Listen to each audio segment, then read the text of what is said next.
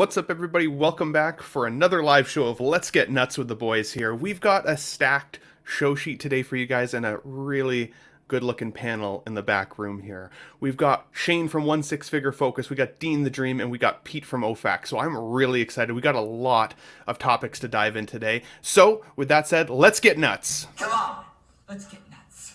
I give you Ben Thomas. Showtime. Here we go.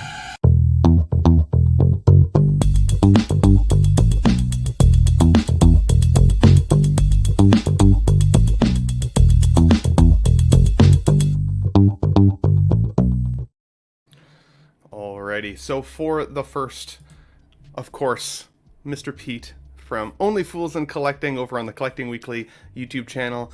Good to see you, buddy. Thanks for joining in. You are my now weekly regular. So again, I'm going to owe you some royalties, I think. No, it's cool. No, it's great. It's great to be here. It's a great slot for me in the UK here. So yeah, always happy to be on with you, mate.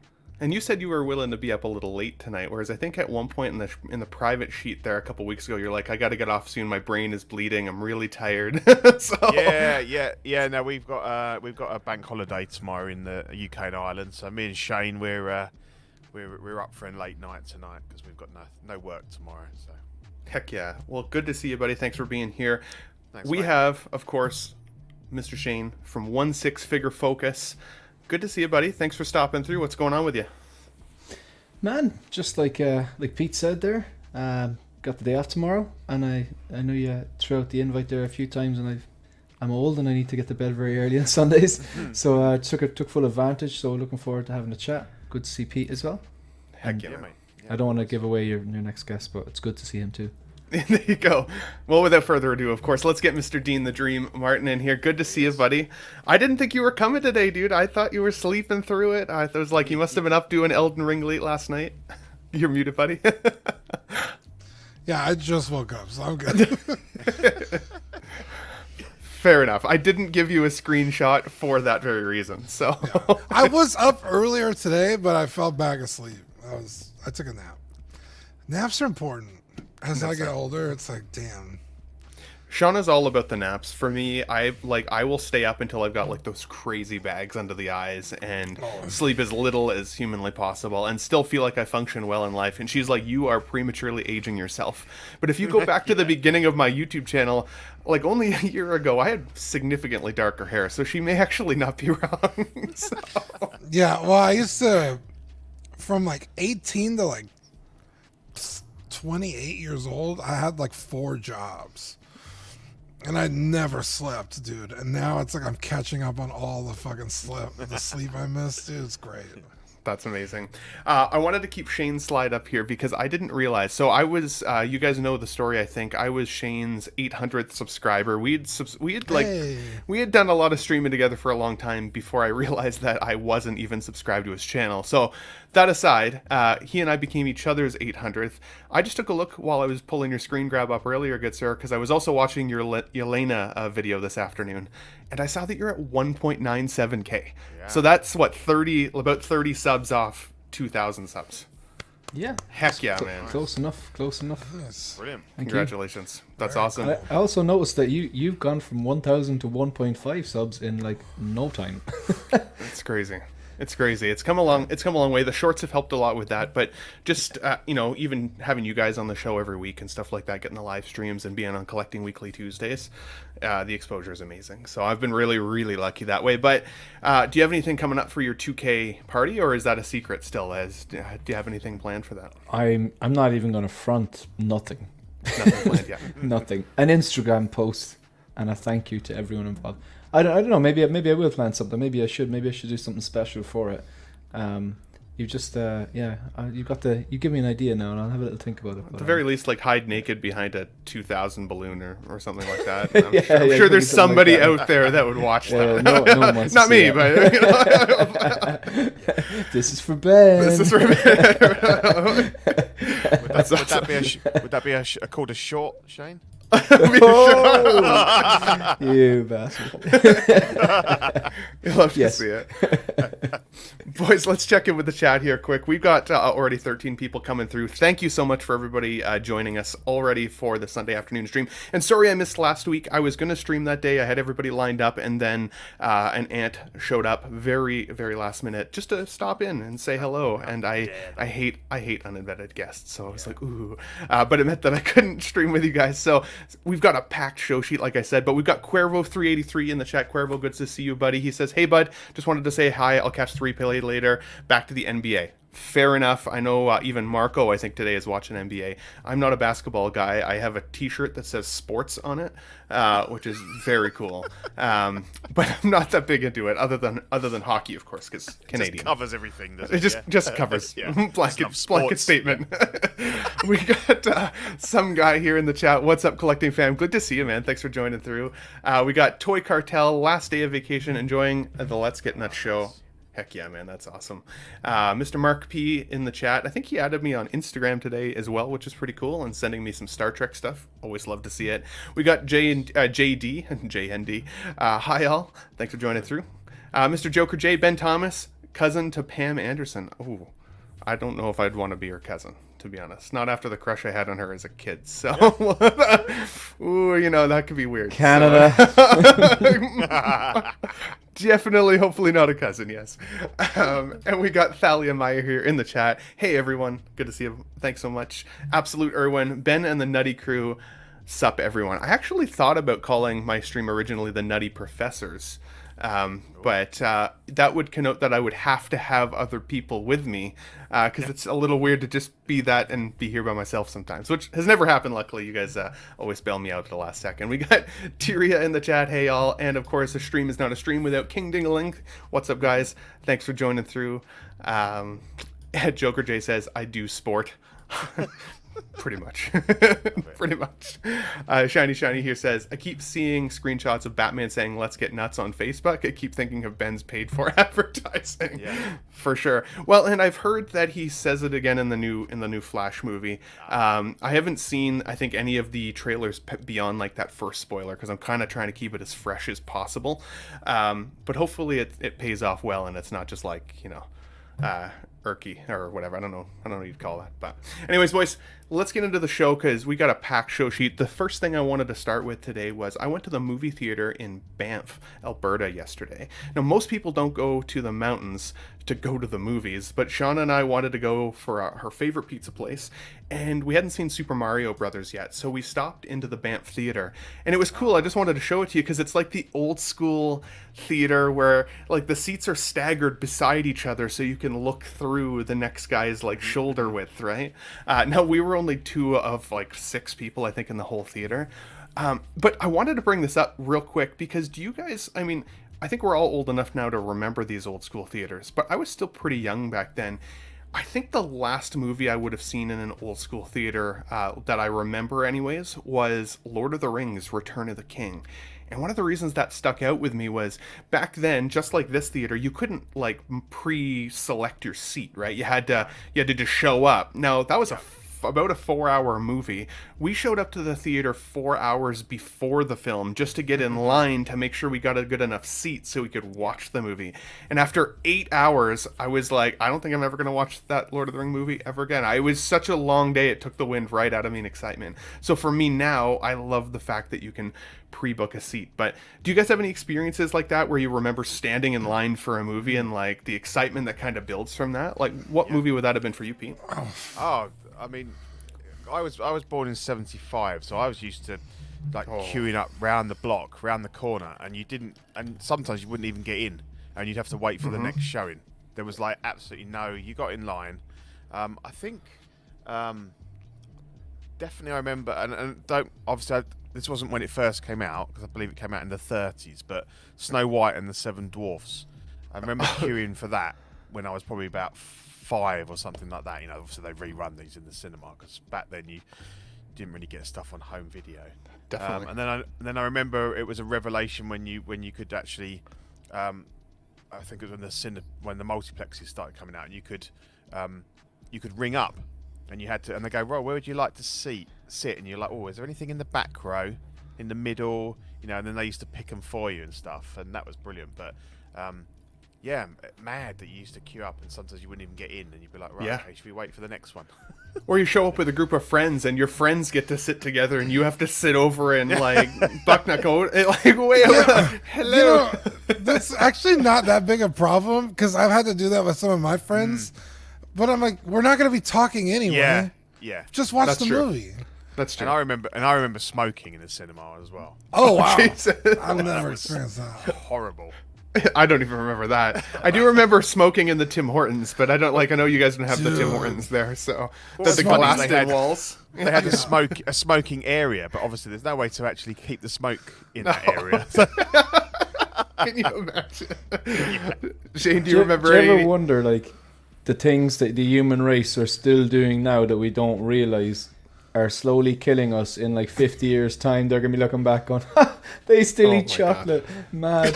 Do you know, like, Yeah. like stuff that we're doing. Like, you know, Yeah. us stupid humans. You had to pick chocolate, eh? Chocolate is my kryptonite. I will say. I eat a lot of chocolate. This is why I'm prematurely aging myself. It has nothing to do with the sleep. Remember smoking on the?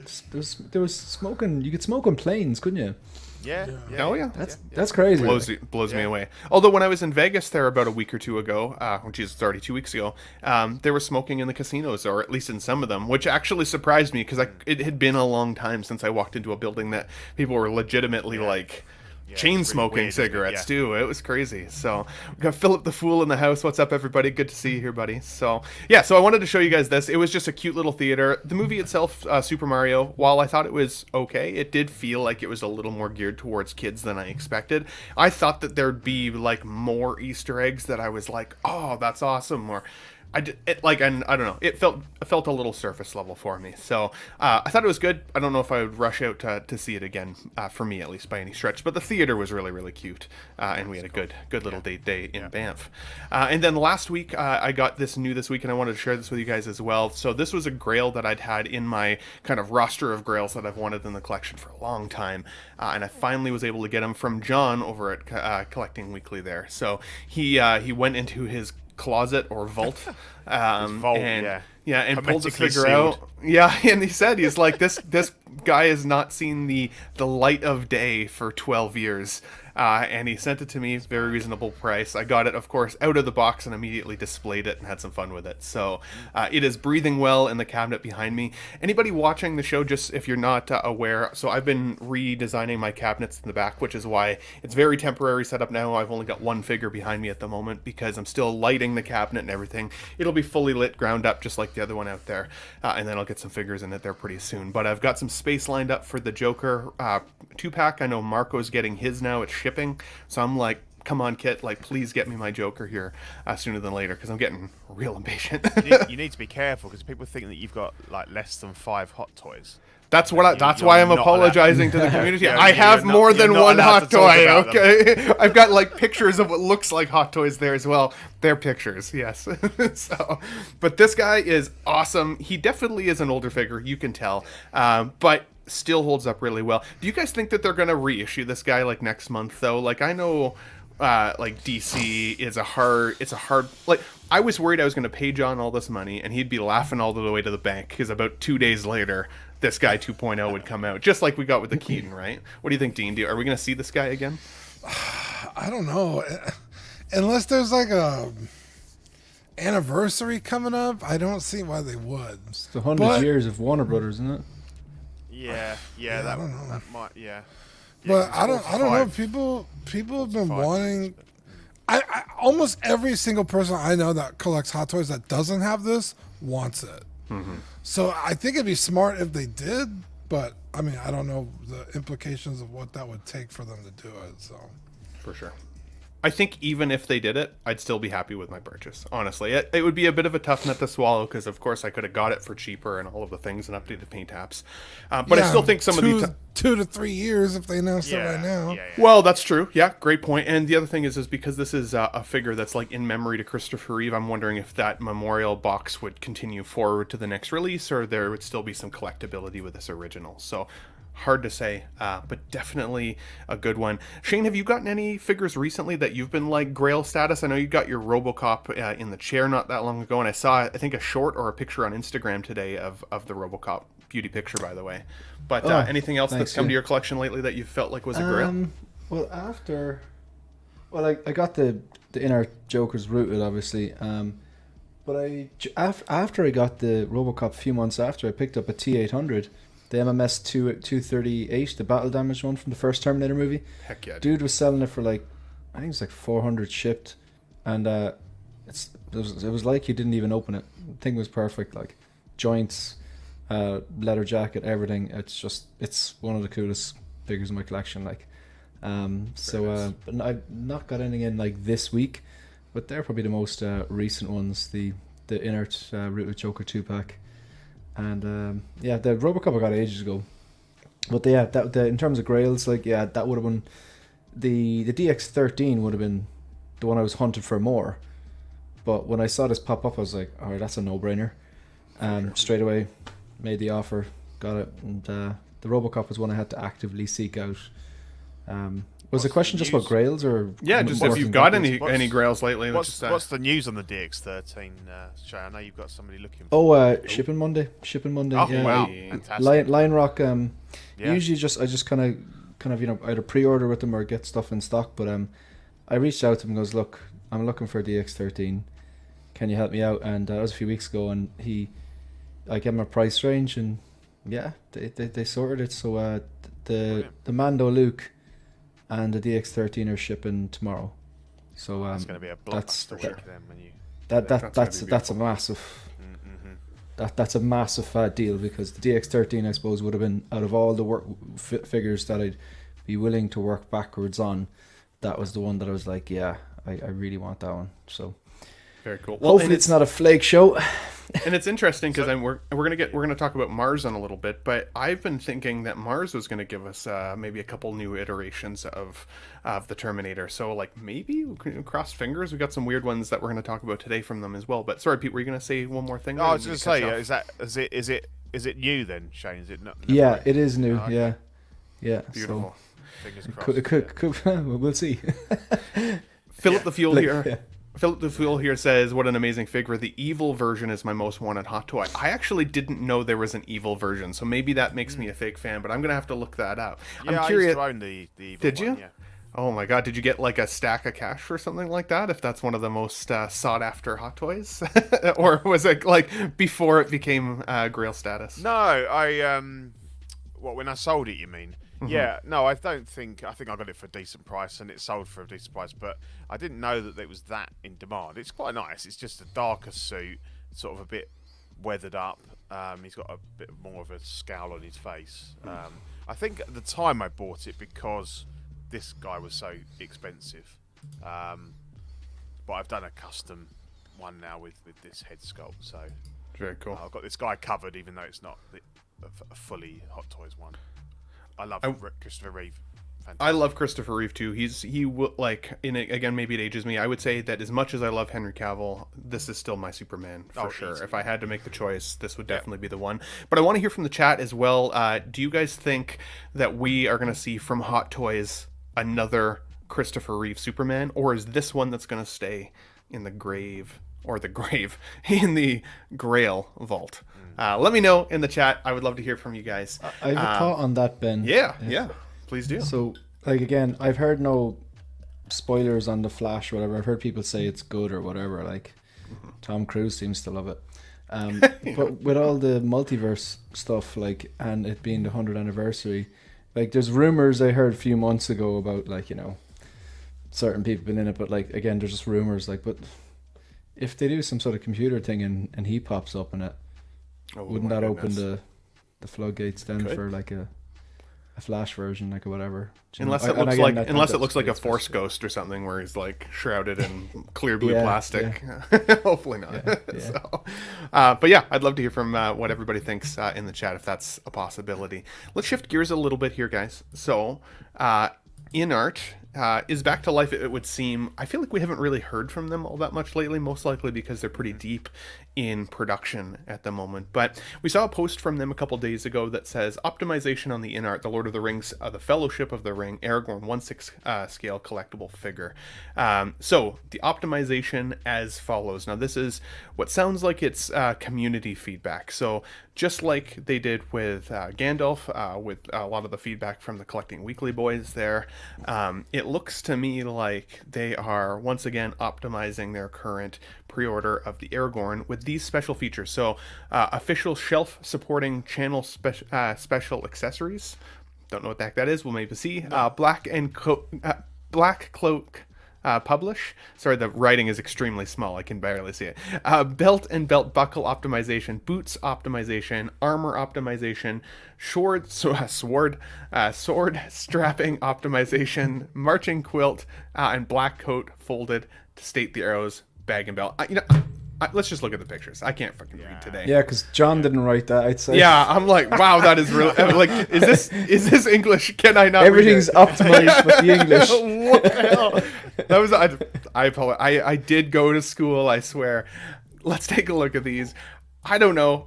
For me, I think the detail is great. I wanted to ask you not necessarily about this specific update, but more about like a broader picture of Inart. So obviously we've got the Joker, but even I don't have the Joker yet. Like there's still a lot of people waiting for it. They've got the Batman coming from the Batman film, the Pattinson one. This Aragorn has been solicited. We're still waiting for the Pennywise.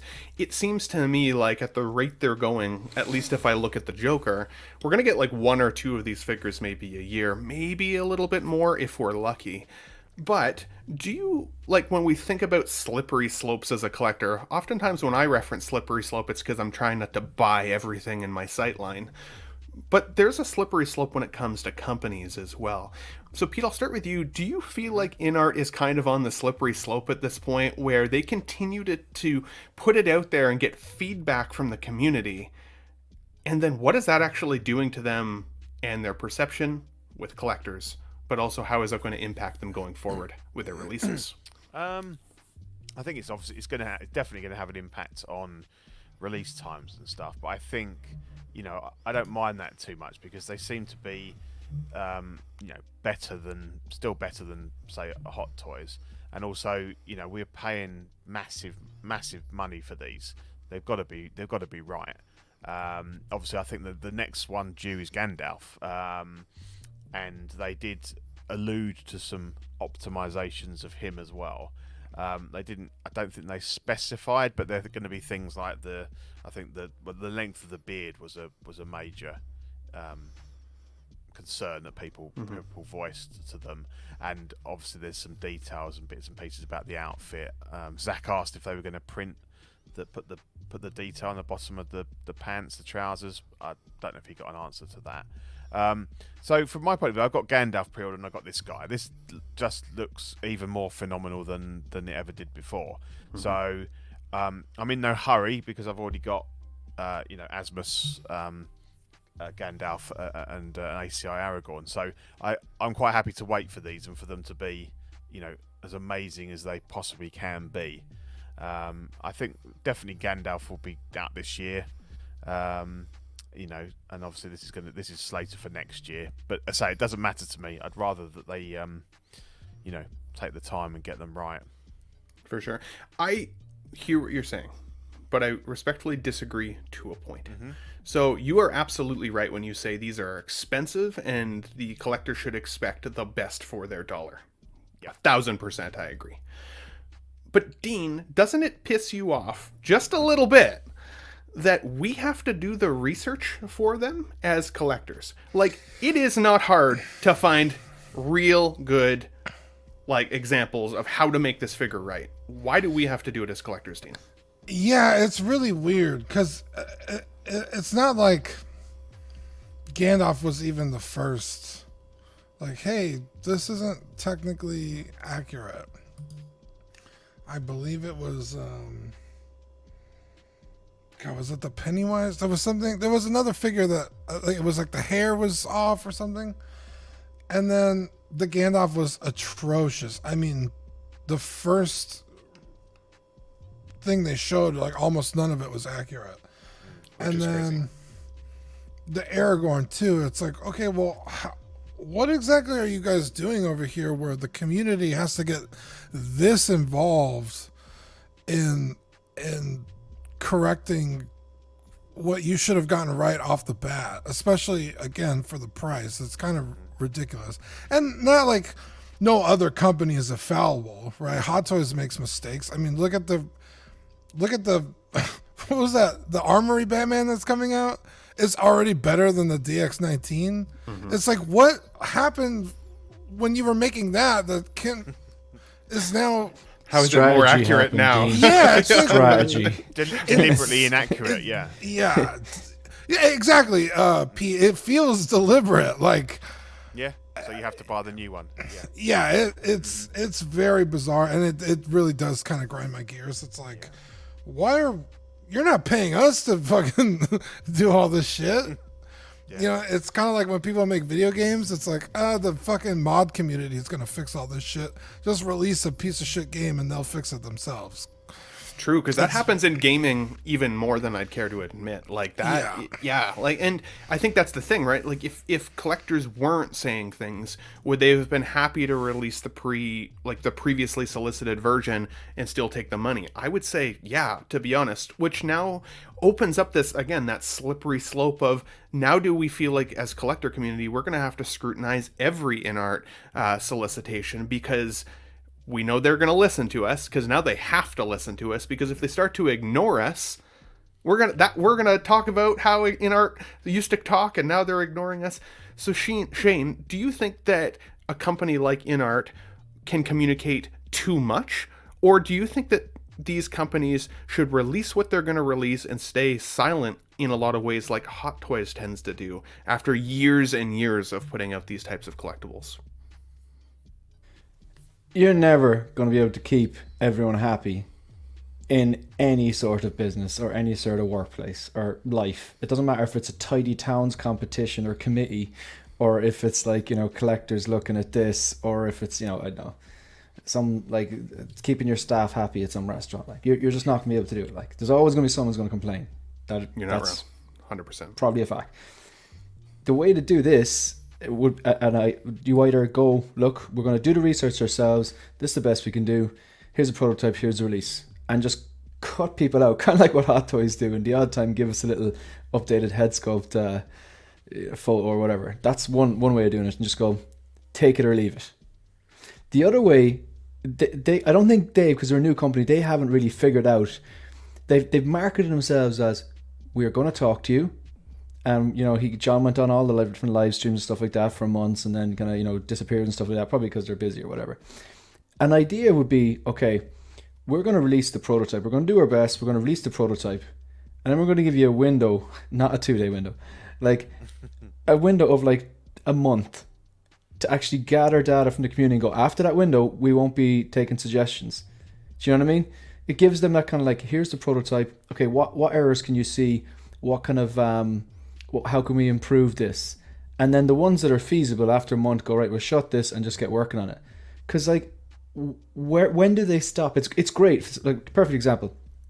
Collecting Weekly managed to get them to, was it include the second staff on Gandalf? Would that be right? Correct. Yeah. Like that was a win. That was a massive win, and it was great that they did it. But at what point do they go, no, look, we need to actually get on with this and make the figure? Because if we keep listening to everything, we'll never actually make anything, and we won't make any money. Like, you know what I mean? Or maybe some of the suggestions they can't actually afford to, or whatever, or maybe they're not able to. So it's not, like they do have to have some sort of a bit more of a structure. Maybe that's what they're doing now. Maybe they're kind of going, okay, here's the prototype, and then maybe they are listening for a while before they actually put it in production, and we don't know. But that would be kind of an idea. Maybe here's the prototype. We're going to take suggestions for a month. This is how you actually write in suggestions and stuff like that, and then they can, cipher through the things that are actually legitimate that they can do and stuff that's nonsense. It's just crazy to me, though, that how many references there are, right? I mean, it's not like back in the day before Google, where, like, you know, you had to do your research the old-fashioned way, which is, like, visit the movie studio and, like, take the costume and actually try and figure it out. Like, it's not like that. Like, there are thousands and thousands of reference images at your fingertips, literally on your home computer. So it blows me away that it takes the collector community having to actually step in and try and fix this for these folks. and if you're like if you're paying the amount of money these are going for, you're kind of paying for the company to you're putting a bit of trust that, okay, they've got this. Like, that's the way it kind of should be. Like, because if they're at a higher end, if they are more expensive than Hot Toys, whatever, like, they should just, it is like, it's kind of like, as Dean says, you're kind of doing the work for them in a way, by pointing out the little inaccuracies like that and stuff like that. So they should be doing that. Ultimately, it's good, but as you say, it may be a more structured way. This is give them a window, because I think the thing is, Inart have got the license for these figures, but there may well be that there isn't anybody that's like a die-hard fan, and it's easy to gloss over details. So I think it's good to engage people that are really nitpicky about stuff, and I know Jazz Inc. works. That's very useful to them. They produce a prototype, and then people say, well, actually, that fender on that vehicle isn't right, and stuff like that. And he finds that very useful, because he knows that there's people that know that subject matter far better than he will ever know, like with the Batmobiles and stuff. So I think if it was more structured, like Shane said, that would be better than them going, oh, do you know what? A lot of people complained about this, so we're gonna have to do something about it. It's like backpedaling a little bit as opposed to having that forward structure. But also, Jazz Inc. is a guy and his dad. Yeah, Sure. It's not like a whole team of a whole yeah, company of true. people. But Pete, let me ask you this, because you have a lot of the Lord of the Rings figures from Asmus and some other ones. How often do you get one of those figures and think to yourself, like, this is totally wrong? Nope, I don't. Yeah, like Zach always points to the Crown Series Gandalfs. Is like, look at all the details they got at like a fraction of the price. Yeah, sure. Yeah. And the head sculpts aren't as good, but I mean, dear Lord, at what point is it really worth all the headache and the hassle? for sure. I do like your point though, Pete, on Jazz Inc., because I do think that because they rely on it, they, like you said, they solicit it in that way, and they kind of make it obvious that they're going to take the suggestion, and then like once they close that suggestion box, then they proceed. And I think that would be a good way for Inart to go, but it still may mean that it slows the releases down. JD says making the community feel involved if something's wrong when they can blame it on the community as they've asked for feedback and opinions before release. That's an interesting thought. Absolute Herwin also says CW pointed out the print on Gandalf's pants. They should have added that one too. But again, it's like we're getting to that point where I agree they should have, and they had noted it and then went kind of radio silent. We never really got an answer on it.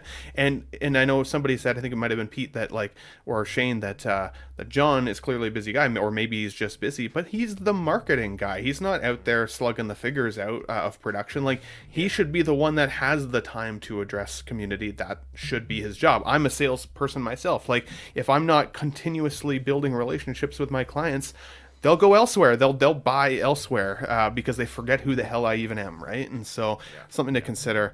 Shiny says, I absolutely agree. It should not be our job to make sure these things are correct. Always said about Hot Toys, though costume details do sometimes change between scenes, which can be tricky. And again, great point. But that's why I think after a certain extent, they should be like, okay, we've taken the feedback. This is now the best we think we can do. And here you go. Because as I said, for guys like myself, I'm still waiting on my Joker, let alone thinking about my Batman that I got pre-ordered. Like, when the hell will I even see that guy? Like, there's no communication on him, which makes it tricky. The point of the outfits changing scene to scene is a really good point. That is something you do have to consider. But like the thing with the Gandalf, the photos they were using to solicit the figure were specific to that one staff, and they didn't include the staff, and then everyone was like, what? This makes no sense at all. So there are instances where that is totally correct. I do want to highlight that. That's a good point. Absolutely. We got Hot's Hometown Hero in the chat as well. Good to see you here, good sir. And to Kothri, it's better than Hot Toys. Well, fair enough. And I don't have one in hand yet, so I can't attest to the quality yet of Inart. I know, Shane, you've got your 2-pack in hand now, with some challenges there on its own terms, but sounds otherwise like you're very happy to have it in your collection. But I want to hear from the listeners, anybody who's watching this on replay or in the chat currently in live. Let me know you guys' thoughts down below. Do you guys feel that Inart is fallen down a slippery slope getting dealt with collectors like this, or should they change their system altogether? Should they give us the option to give us comments before solicitation, and then you get what you get from the collector company? I would like to hear from you guys down below.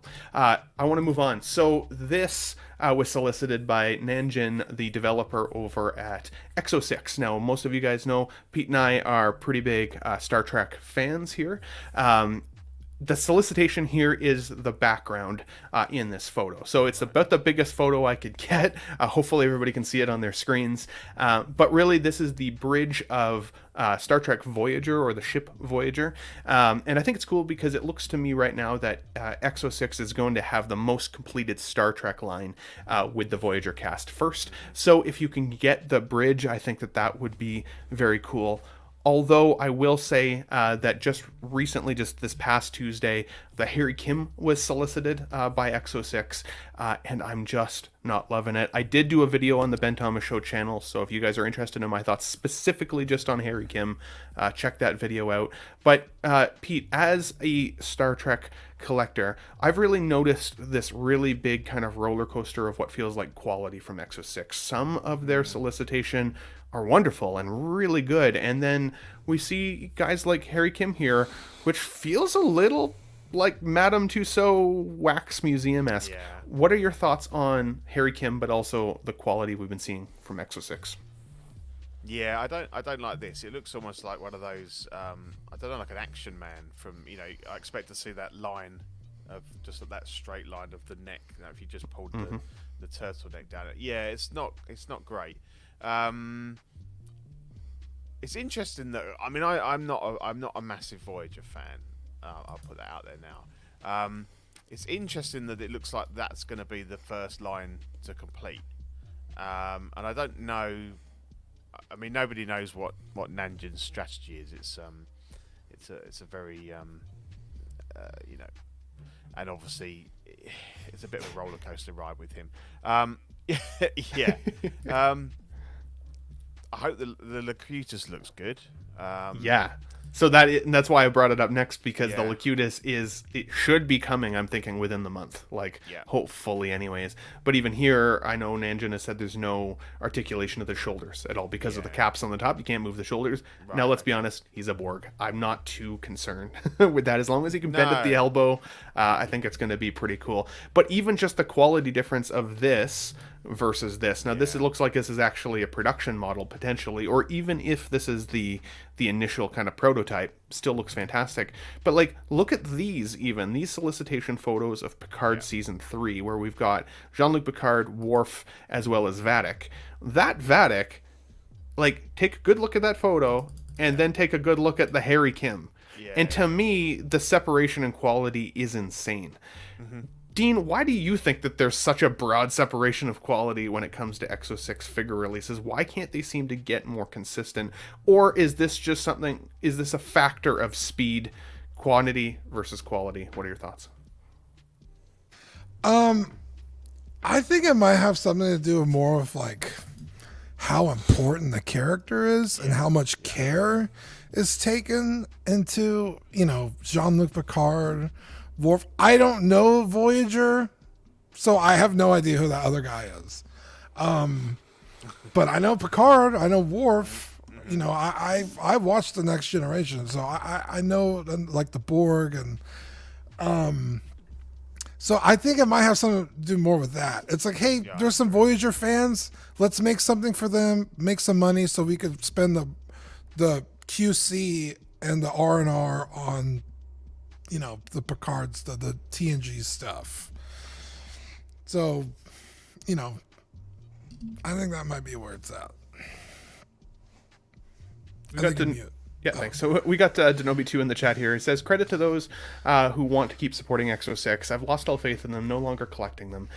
Which is sad to see, because I know that Denobi himself is a pretty big Star Trek fan. I'm a huge Star Trek fan, and I've been really excited for the Star Trek Next Generation line to really develop. Like, that is really like where my biggest portion of nostalgia comes. But I think you could be right. Maybe it is the importance of the character up to a certain extent, Dean. While I would say that those who love Voyager, the bridge crew of Voyager really is the family of that show, right? I mean, you get a chance to meet some of the other kind of characters within that universe, but not nearly as much as you would see from Next Generation or Deep Space Nine, where there's a huge variety of characters that they're constantly diving in. I would say like the kind of 7 or 8 main cast of Voyager are all very important to each other. There's a tease here of Tom Paris, who is the pilot for Voyager, in the background there, and to me that doesn't look anything like Tom Paris at all. At least with Harry Kim on the right picture that we're seeing here, it looks a little bit like Garrett Wang. But again, when I see the solicitations of Picard here, season 3, they look so vastly different. So if I wanted to just collect Star Trek figures moving forward, I would feel like I was either going to have relatively incomplete bridge crews, because they're just not all the same quality, or I would have, figures that are purposely at the back of the collection and not necessarily at the front there. So Denobi2 says X06 is all over the place, and when you question the sculptor quality, it's usually excuses and prototypes and complete denial. That's the other thing I've noticed. Wrong.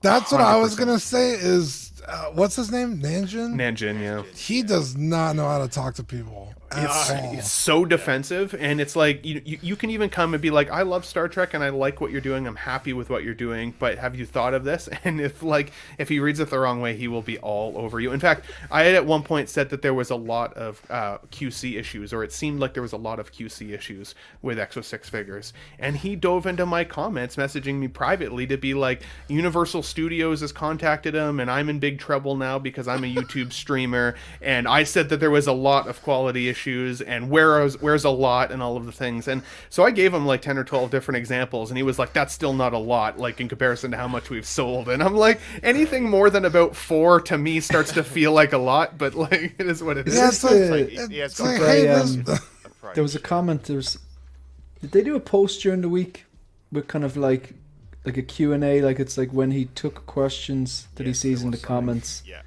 Oh, right, yeah, I read them, yeah. Yeah, it's like, hey man, I'm not too sure about this head sculpt. He's like, your dick is small. It's like, I didn't say anything about the size of your dick. What is happening here? You're not wrong. That sums it up. You're not wrong. I do think there's a lot of great comments here from the chat on this. So Ryan Smith says, this is why I've never gone down the X06 route, yet the quality is all over the shop. For sure. I've got the First Contact data in my collection. I love it. I can't wait for Locutus to come, especially after what they've done with Locutus in Picard Season 3. No spoilers if you haven't seen it, but like, so good. So I'm excited there. But Andre says, I don't know if he's responding to somebody here, says, Derek Maximus says, I kind of agree with Denobi.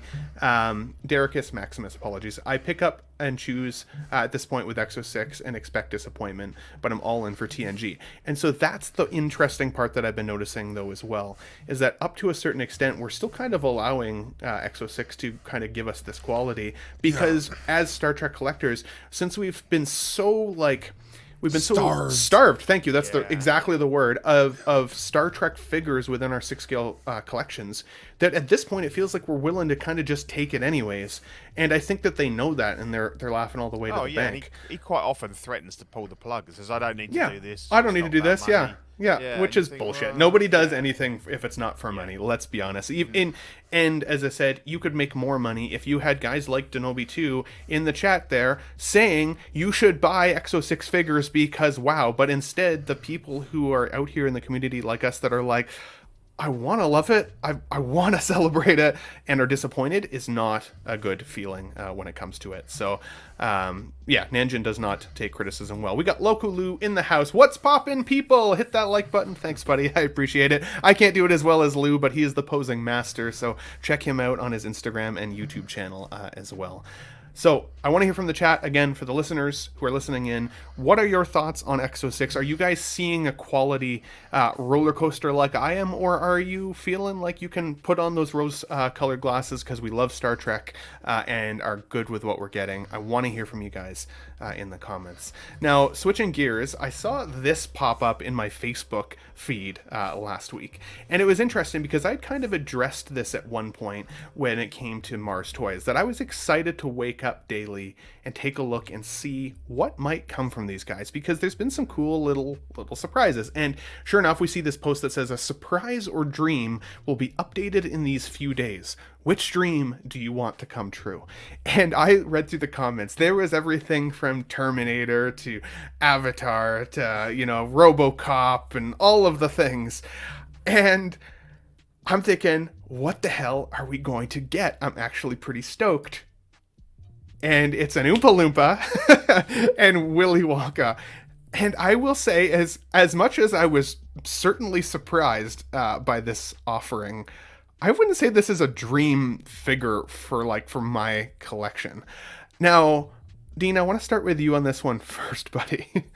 First of all, I think you and I are old enough to have seen this movie, probably the OG one. Definitely, this is still a little bit before my time, but this is the movie I would have grown up with, not the, what's his name? It's on the tip of my tongue now. Apologies. Johnny Depp, thank you. Not the Johnny Depp version by any stretch. I think the Oompa Loompa here is actually really freaking good. But what are your thoughts on this Mars Toys offering? Is this a dream come true figure for the collectors out there? Okay, Ben, I don't know if you remember the ordeal with Molecule 8 a few years back. I do. Their second figure was supposed to be a Gene Wilder, yep. Willy Wonka. And the amount of people that wanted that figure to happen, I think, bought the John Lennon. One, because they wanted a John Lennon, but two, also I want this to succeed, so we get the Willy Wonka. Yeah. I'm with you personally. I do not want this in my collection. I have no want or need for it, but I know for a fact there's a ton of people that do. So this is almost like a huge godsend to a lot of collectors. I think, especially for what we've seen from Mars Toys, this could be way better. I don't see Gene Wilder in the sculpts, even a little bit. But, yeah, I know a lot of people are really excited for this. I see Gene Wilder in this for sure. Now, I did see some comparison photos on Facebook once again today. I've never been on Facebook as much in my entire life as I have been since I've become a collector with you guys. But on the Facebook today of the original solicitation of the Gene Wilder in comparison to this one. And I do think that original was a better prototype, except that because it never saw the light of day, I don't feel like I can really truly compare them, because at least Mars Toys is going to actually give us this figure. But I would go with you, Shane, too. Do you feel like this is a dream come true, or is this almost too niche but still cool enough to consider buying for your collection? For me, it's not a dream come true at all. I'm definitely old enough to appreciate this, though. I read most of the Roald Dahl books when I was a kid, and I've seen this. I don't know, this is every single Christmas you're guaranteed this is going to be on at least one channel on Christmas Day and several channels over the Christmas period. But yeah, I think it actually is a fair comparison to compare the Molecule 8 prototype with this prototype, because they're both still prototypes, whether this hasn't happened yet either, you know what I mean? Mm-hmm. But I think I'm Team Dean on this. It's no matter how good this was, it was never coming to the collection. This could be a shrink ray, as Collecting Weekly would say, and I still wouldn't have it on my shelf. Although I do think it is something that lends itself naturally to, there will be a nostalgia element, it's got the tailoring, it'll pop on the shelf and yada yada yada. But the Mars Toys 66 Cesar Romero Joker, I was like, whoa, that's really good. And I think that was a lot closer to Cesar Romero than this is to Gene Wilder. I think so too. The Prankster, I think is what it was called, right? I think that's one of the best sculpts I've ever seen. Considering it's third party, I think that's fantastic. I wouldn't necessarily expect more from this. I still think if you saw this in somebody's collection, you know exactly who the heck it is. You might question what that the Oompa Loompa might give it away, right? You might question what that man is doing with that young boy that's painted orange with green hair. But I mean, but I still think it's kind of cool. This looks like a donut or a mushroom on the top there. I can't remember what that is from. Is it a mushroom? Thank you. But this I thought was interesting, Pete, and I wanted to get your take on this. So, cool. This is 1/6 I believe, OSK, right? So I don't work for 1/6. I don't get I don't get any kickbacks. I just thought this was a neat promotion that they're doing. So for the audio listeners there, so this says this is a picture of Golden Ticket, and it says OSK's Golden Ticket. Let's have a little fun with with Chocolate Man. Pre-order on OSK or 1/6, and you will have a chance to get an extra golden ticket. 5 golden tickets is worth $100 worth of rewards points on OSK. Early bird pre-order from the 1st to the 3rd of May. So that's coming up this week. And then 5 golden tickets with $50 worth of reward points on OSK before the actual pre-order cutoff date. So obviously this is just a way to bring business to 1/6 there. But I think it's a cool idea. And as a collector, anytime you can get anything that's a little bit more collectible in your situation at home, and then still use it for some rewards points, I think that's kind of cool. But what are your thoughts on the way that they've solicited this figure, Pete? And I saw you pointing at yourself. So are you in that select few that will buy the Willy Wonka? I pre-ordered it about an hour Nice. ago. I love that film. I love Gene Wilder. I love that movie. There were some very expensive custom versions around, and that's why I think people really jumped on that Molecule 8. And as Dean said, I think a lot of people bought the John Lennon because they wanted to support the company and obviously hope that they were still in business to make the second figure. And I think they even started taking deposits on that figure. I don't know if people ever got their money back. Love Gene Wilder. I'm not a fan of the Johnny Depp one. It may be more accurate to the books, but Gene Wilder to me will always be Willy Wonka, and it's got that real dark side to him. I think it's great. I'm not quite sure where he's going to go, but the fact that he's got the Oompa Loompa with him, then it's not just a standalone figure. He's got a friend. And let's not forget, we need to mention the official name of this figure. It's the Chocolate Man and the Dwarf. Now, I'm not sure if that's politically That's correct. certainly not politically correct at this point. No, definitely not. Fair. Do you think that they should have, even though it's cool that they gave us an Oompa Loompa with Willy Wonka, do you think that they should have given it separate, but just as a cheaper add-on so that people could army build Oompa Loompas? Because you can buy it. You can buy extra ones. Thank you for clarifying that for me then. I didn't realize. They're on OSK, so they're about $100 each, I think, or something. So I can't wait to see the first Oompa Loompa scaled up army, next to a Clone Wars battalion of some sort or something in somebody's collection. Although the weird thing with it is the fact that obviously in the Johnny Depp version, all the Oompa Loompas are played by Deep Roy. And I guess that's accurate to the book, that they all look exactly the same, they're clones or whatever.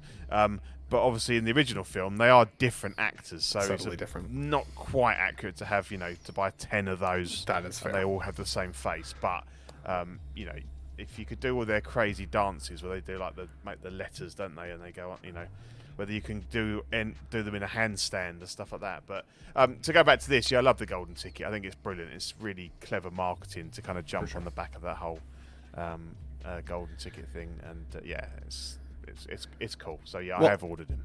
And I've seen that Mars Toys has solicited a shadowy picture of what looks like the Willy Wonka version. So that remains to be seen. We'll see what that looks like when it comes out. But you can have quite the Willy Wonka collection all of a sudden in the back there. So Ryan Smith here says, hope you get a golden ticket coming your way, Pete. Very nice. Thank you. Derricus Maximus says, I've seen that dirty movie, The Chocolate Man and the Dwarf. It sounds vile, doesn't it?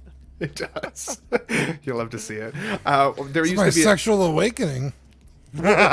There used to be a strip club close to the TD Bank that I used to work at back in Ontario. You worked at a titty bank? No, I did not work at the titty bank. Very poor choice of words, Ben. You hate to see it. Slid my words. Anyways, there was this strip club called the Beef Baron, which is the grossest name for a strip club I've ever heard. And on their front sign, they had a big ass sign that said Dwarf Toss Night is on Tuesdays. And I was like, what a crazy thing to market, like full out on the street on the yeah. So anyways, I don't know if they ever got more politically correct over at the Beef Baron, but let's just say I did not go to Dwarf Toss Tuesdays. To be honest, Titty Bank was probably a better name for the place. Titty Bank would have. You didn't at least check it out. I didn't check it out. Oh, I would beat myself up if I didn't at least check it out. I hate to see it. Guys, I want to hear from the commenters as well as the people listening on replay. What are your thoughts on Willy Wonka, the Chocolate Man, and the Dwarf? Or, of course, Willy Wonka and his Oopa Loopa companion. Are you guys going to get this in your collections? I would love to hear from that, from you guys down below in the comments. Ryan Smith, nobody twasses a dwarf. You'd be surprised. I think they had like a whole Tuesday dedicated to that show. So, Toy Cartel says that's where the strippers cash out at the titty bank. Love to see it. Guys, let's move on to this figure. So we are looking at, of course, the YELANA Balakova, I want to say, from Black Widow. Of course, this is one that I think a lot of folks have been waiting for sure. Now, I spoiled myself a little bit today because I was over on OneSixthFigureFocus's YouTube channel watching his thoughts and breakdown video on this figure specifically. If you haven't had a chance to check out Shane's channel, take a look because he's got to be one of the hardest working people on YouTube at this point, pumping out these videos while also still being a school teacher. But I want to start with you, Shane, first here. Tell me about how many Yelena Bakovas you're going to have in your collection and why you love this figure so much. That'd be none. No. I had high hopes, kind of, for this figure. I always thought, I toyed with the idea of getting a Black Widow, and I really liked the black and gold outfit. And as much as the movie was kind of middle of the road, really, it didn't. I didn't think it was bad, but it didn't knock my socks off either. I thought maybe around 3-star film. I thought she was the best part of it. I thought she was kind of a rising star. Florence Pugh, liked her performance, and I thought it'd be kind of cool to have the black and gold Black Widow posed next to her. But something was just niggling me, going, I don't like the characters enough. And I said, I'm not going to pre-order. I'm going to put them in the wish list and see how the head sculpts come out, because that would effectively be the make or break. Having seen the black and gold head sculpt with, the Black Widow, that did it for me. I wasn't going to get that, and by default, by extension, I wasn't going to get this. There's probably an outside chance if they'd absolutely nailed this, it might have drew me back in, but they didn't. When I think of Florence Pugh, and maybe this is not the right thing to think of, but I was thinking, she's really cute. This on the screen here is not really cute. It doesn't look like her. I personally don't think I don't think it looks like her. I don't think it's like an absolute travesty, a 1, 2, 3 out of 10. But God, I'd struggle to give this a 6. Like, you know what I mean? Interesting. I don't think it looks like her. That's the main thing. I do think the proportions as well. She looks a bit bulky on the shoulder area, and I know she has kind of a unique body type. I think she's kind of on the shorter side. She's kind of a bit athletic. Yep. But the shoulder pads, you see them, they look very, very boxy. Now, it could be lighting, that could be posing, but for me, they needed to nail the head sculpt to keep my attention here, and they didn't, personally. Again, if you're getting this figure and you're mad to have it in your collection, no offense intended, but no, I don't. Now, would you get this in your collection if it did hit bargain bin and like went super low? No, still wouldn't matter what the price is. You're not loving it. For me, it doesn't, because I think that dilutes the collection. Then, like, I know that I can see the logic. People out there going, okay, I'm not going to pay $250 for it, but I could pay $100 for it. I completely see that logic, because you pay for, effectively, you pay what you think the figure is worth to you. So if you see something that's $300, you're like, that's not worth $300 in my eyes. But, it might be worth $100. I completely see that logic, but I don't tend to operate like that, because then, like, my space is limited, and obviously, then I'd be putting a figure which I know my heart isn't in. I don't think it's like if I look at it, objectively, I don't think it looks like her, and that would kind of bother me. And then it'd be taking up shelf space when you could have a figure with a banger head sculpt sitting in that same space. You know what I mean? So I just feel okay. It's fine. It's not a figure that I was really climbing the walls for. Sure. Pity though, because I like Florence Pugh and I liked the performance, and I thought the movie was okay. I mean, she's not gone yet, so there's always that chance that we'll see her again and potentially another figure representation. We've Who seen knows? Scarlett Johansson now a couple of different times, right? And it seems to me like they've improved her likeness slowly and surely over time. Dean, what are your thoughts on Yelena here? Do you feel like it deserves the critical reception that Shane's given it, or are you on the other side? Do you think that this is actually relatively good and you'd be happy with this? I think it's fair only because, again, this is a new character. We have seen her again in the Hawkeye show. No doubt we're going to see her again in the future. Wasn't she at the end of a movie? Wasn't she at the end of the Black Widow movie? Or the... She was at the end of the Scarlet Witch movie, I think. Was it Or something. She was at the end. Madness? She was at the end of Black Widow, She for was. sure. She was at the end of Multiverse of Madness, right? Was it I don't remember Quantumania? now. I think it was something a bit more Quantumania. recent. But we're definitely going to see this character again, regardless. Yeah. For this figure to make its way to your collection, I think this early it needed to be a banger. It doesn't come with enough accessories. Not that I really could add anything. She didn't do a whole lot in the movie that could warrant, more accessories. But the head sculpt needed to be better. This is not like a definitive look for the character, again, because you're going to see her at least, 7 more times before they replace her with someone else. So, yeah, I think if this figure wasn't a absolute banger out of the gate, then it's like, I'll just wait for the next one. And it's just not that big of a banger, I don't think. For sure. Haas Hometown Hero says, at the end of Black Widow, led into Hawkeye, then we saw her in Hawkeye, and I've not seen her since. I didn't think so. Niculio, Great and Powerful, good to see you here, buddy, says she's going to be the lead in the for the Thunderbolts. So that will be cool. I bet she'll get a new costume there as well.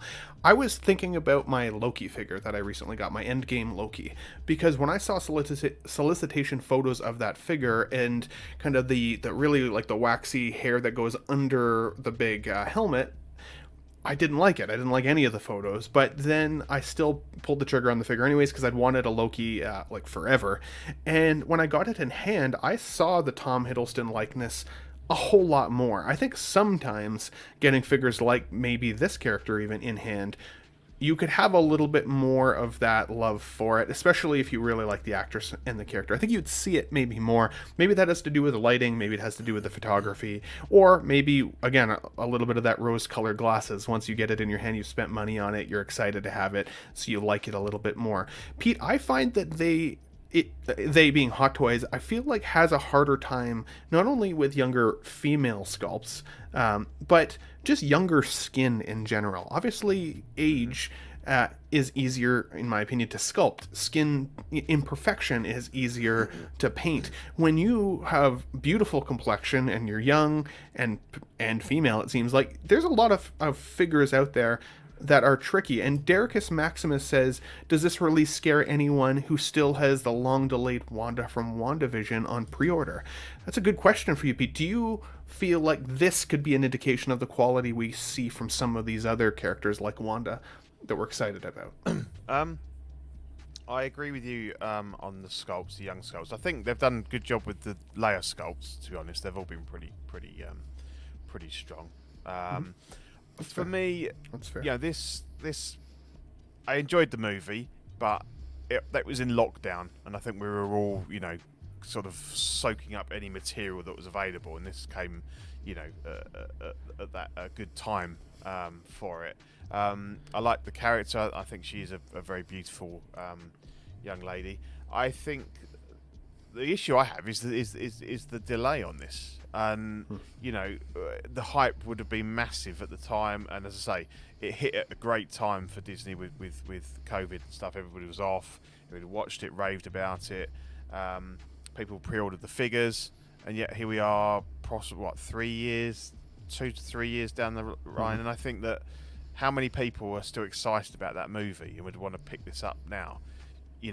I tend to buy stuff, classic stuff from my childhood, like the 80s Star Wars and stuff. So, that's always going to be that strong connection. It wouldn't matter to me when they came out, but I think with things like this, particularly like TV shows, TV movies, this sort of thing, that the hype was massive at the time, but I don't think many people are going to see this and go, oh yeah, I really want that now. So I think that's the issue there. The time delay is going to hurt. Just kills that buzz. Just kills the buzz for it. Yeah. For characters that are, like Dean said, a fairly new character, a new actress. She's going to go on and do. I'm sure I've seen him in a trailer for something else. It might be that Thunderbolts, that she's going to go ahead and be brilliant, I think. But as the first figure, as you say, it had to be an absolute banger for people to even think, oh, actually, I wasn't thinking about this character, but it's so good, the head sculpt's so good that I can kind of futz her into my Marvel display somewhere, but I don't think it's good enough for that. Well, and for me, if this had been like a 10 out of 10 for me, I would have then probably also got the Scarlet, because I still don't have a Black Widow in my collection. I've been kind of holding out to see what one I may eventually want. I still am leaning towards the black suited Black Widow. I feel like that's still a little bit more classic from that film. But if this had even come maybe with a solicitation for a Red Guardian, that might have even got my juices flowing a little bit to have like the trifecta of the characters. That could be cool. I do think that there's a lot of good here. I think that the tailoring looks good. I'm happy that it's not rooted hair. I think that this type of hairstyle would have been tricky to have in rooted. I think it looks good. I think there are certainly some angles here that it looks more like Florence than it doesn't. But at the end of the day, I think it's going to be kind of coming down to just how excited people are really to have her in the collection, or can they wait for the next one, which then usually drives it into the bargain bin at some point. The only difference lately, though, is a lot has been going waitlist early, which is then creating some false FOMO, I think, for folks. So Derricus Maximus says she's in Dune Part 2, which is exciting. I really liked Dune Part 1, so I didn't know she was in that, though, so that's cool. And then Hoth's Hometown Hero says, I've yet to be impressed by this guy's photography. And I know that's something he highlighted last night on his live show. If you haven't had a chance, check out the Saturday night live show for Hoth's Hometown Hero. Really cool show. It's called The Figure Freakout. And he had talked a little bit about different photography from different solicitation photos from Hot Toys. And I think it is pretty crazy how much a photo will mean we buy it or we don't, how valuable that photography truly is. I know Kiko from Kiko Collects, he streams with Will a lot on Fridays. I've streamed with him a couple times. Some of his figure pictures of the new Carnage recently have been making me want to buy that figure because the photography is just so good. So it plays a huge part. But again, I'd love to hear from the chat. Are you guys getting this figure in your hands? Are you going to wait for her? And what do you think of it? Scale of 1 to 10 in the chat. What do you guys think? Is she a 10 out of 10, a 6 out of 10, a 2 out of 10? I'd love to hear from you in the comments down below. So I also wanted to take a look at this guy. So I really liked the Shang-Chi film way more than I expected. I'd never read any of the comics, and so I didn't really know much about really any of the characters. I went into that film very blind. I don't even think I ever saw a trailer for it, and I ended up really liking it. It was a kind of a wild ride. I laughed, I teared up a couple times, and just had an overall really fun experience with that film. One of the best parts of Phase 4, in my opinion. But I know that there are folks like you, Shane, that do not collect civilian-style characters. You're never going to let me live that down. I won't. and I can't wait till you eventually buy one, and I can be like, ha! On the other hand, this Wenwu looks pretty good. Is this one that might break your rule of civilian figures? No. If he's not got a Bale Bruce Wayne, then he's not going to A Bale and gym shorts. Yeah, Yeah. it's gonna happen, but like I mean, I think that would be the exception. The Bruce Wayne in a nice tailored suit. By I know, Inart maybe if they go like come on like they've done the whole 2-pack Joker with 2 different versions. They've done the whole 2-pack the Batman. If they eventually do that, what? But then again, what are we talking? 7 years time? But yeah, the Bale would probably be the one that make me pick up Civilian. Yeah, right. So this one here, no. That's fair. Head sculpt, good. Tailoring, good. Like the rings, all 11 of them, and yeah, I think this one is for the diehard Tony Leung fans or diehard Shang-Chi fans. I think the head sculpt is very good. I feel like this is that candidate though for the sculpted forearms. Like if you can do this with the jacket, that would have just brought that to like a whole nother like echelon. Pete, like I don't know your thoughts about the film itself, and I know you're very, very selective when it comes to figures that you add to your collection, because space is always a contender. Now, from what I remember anyways, and the chat can correct me if I'm wrong, this is actually a limited option. I think that there was only a certain amount of these guys specifically made worldwide, which does amp up the collectability of this figure a little bit if that's the case. What are your thoughts on Wenwu here, and is this something that people should consider for their collections, or for your own collection at least? No, I won't be collecting him. But again, I mean, the head sculpt is incredible. I can't fault that at all. I mean, that's shrink ray.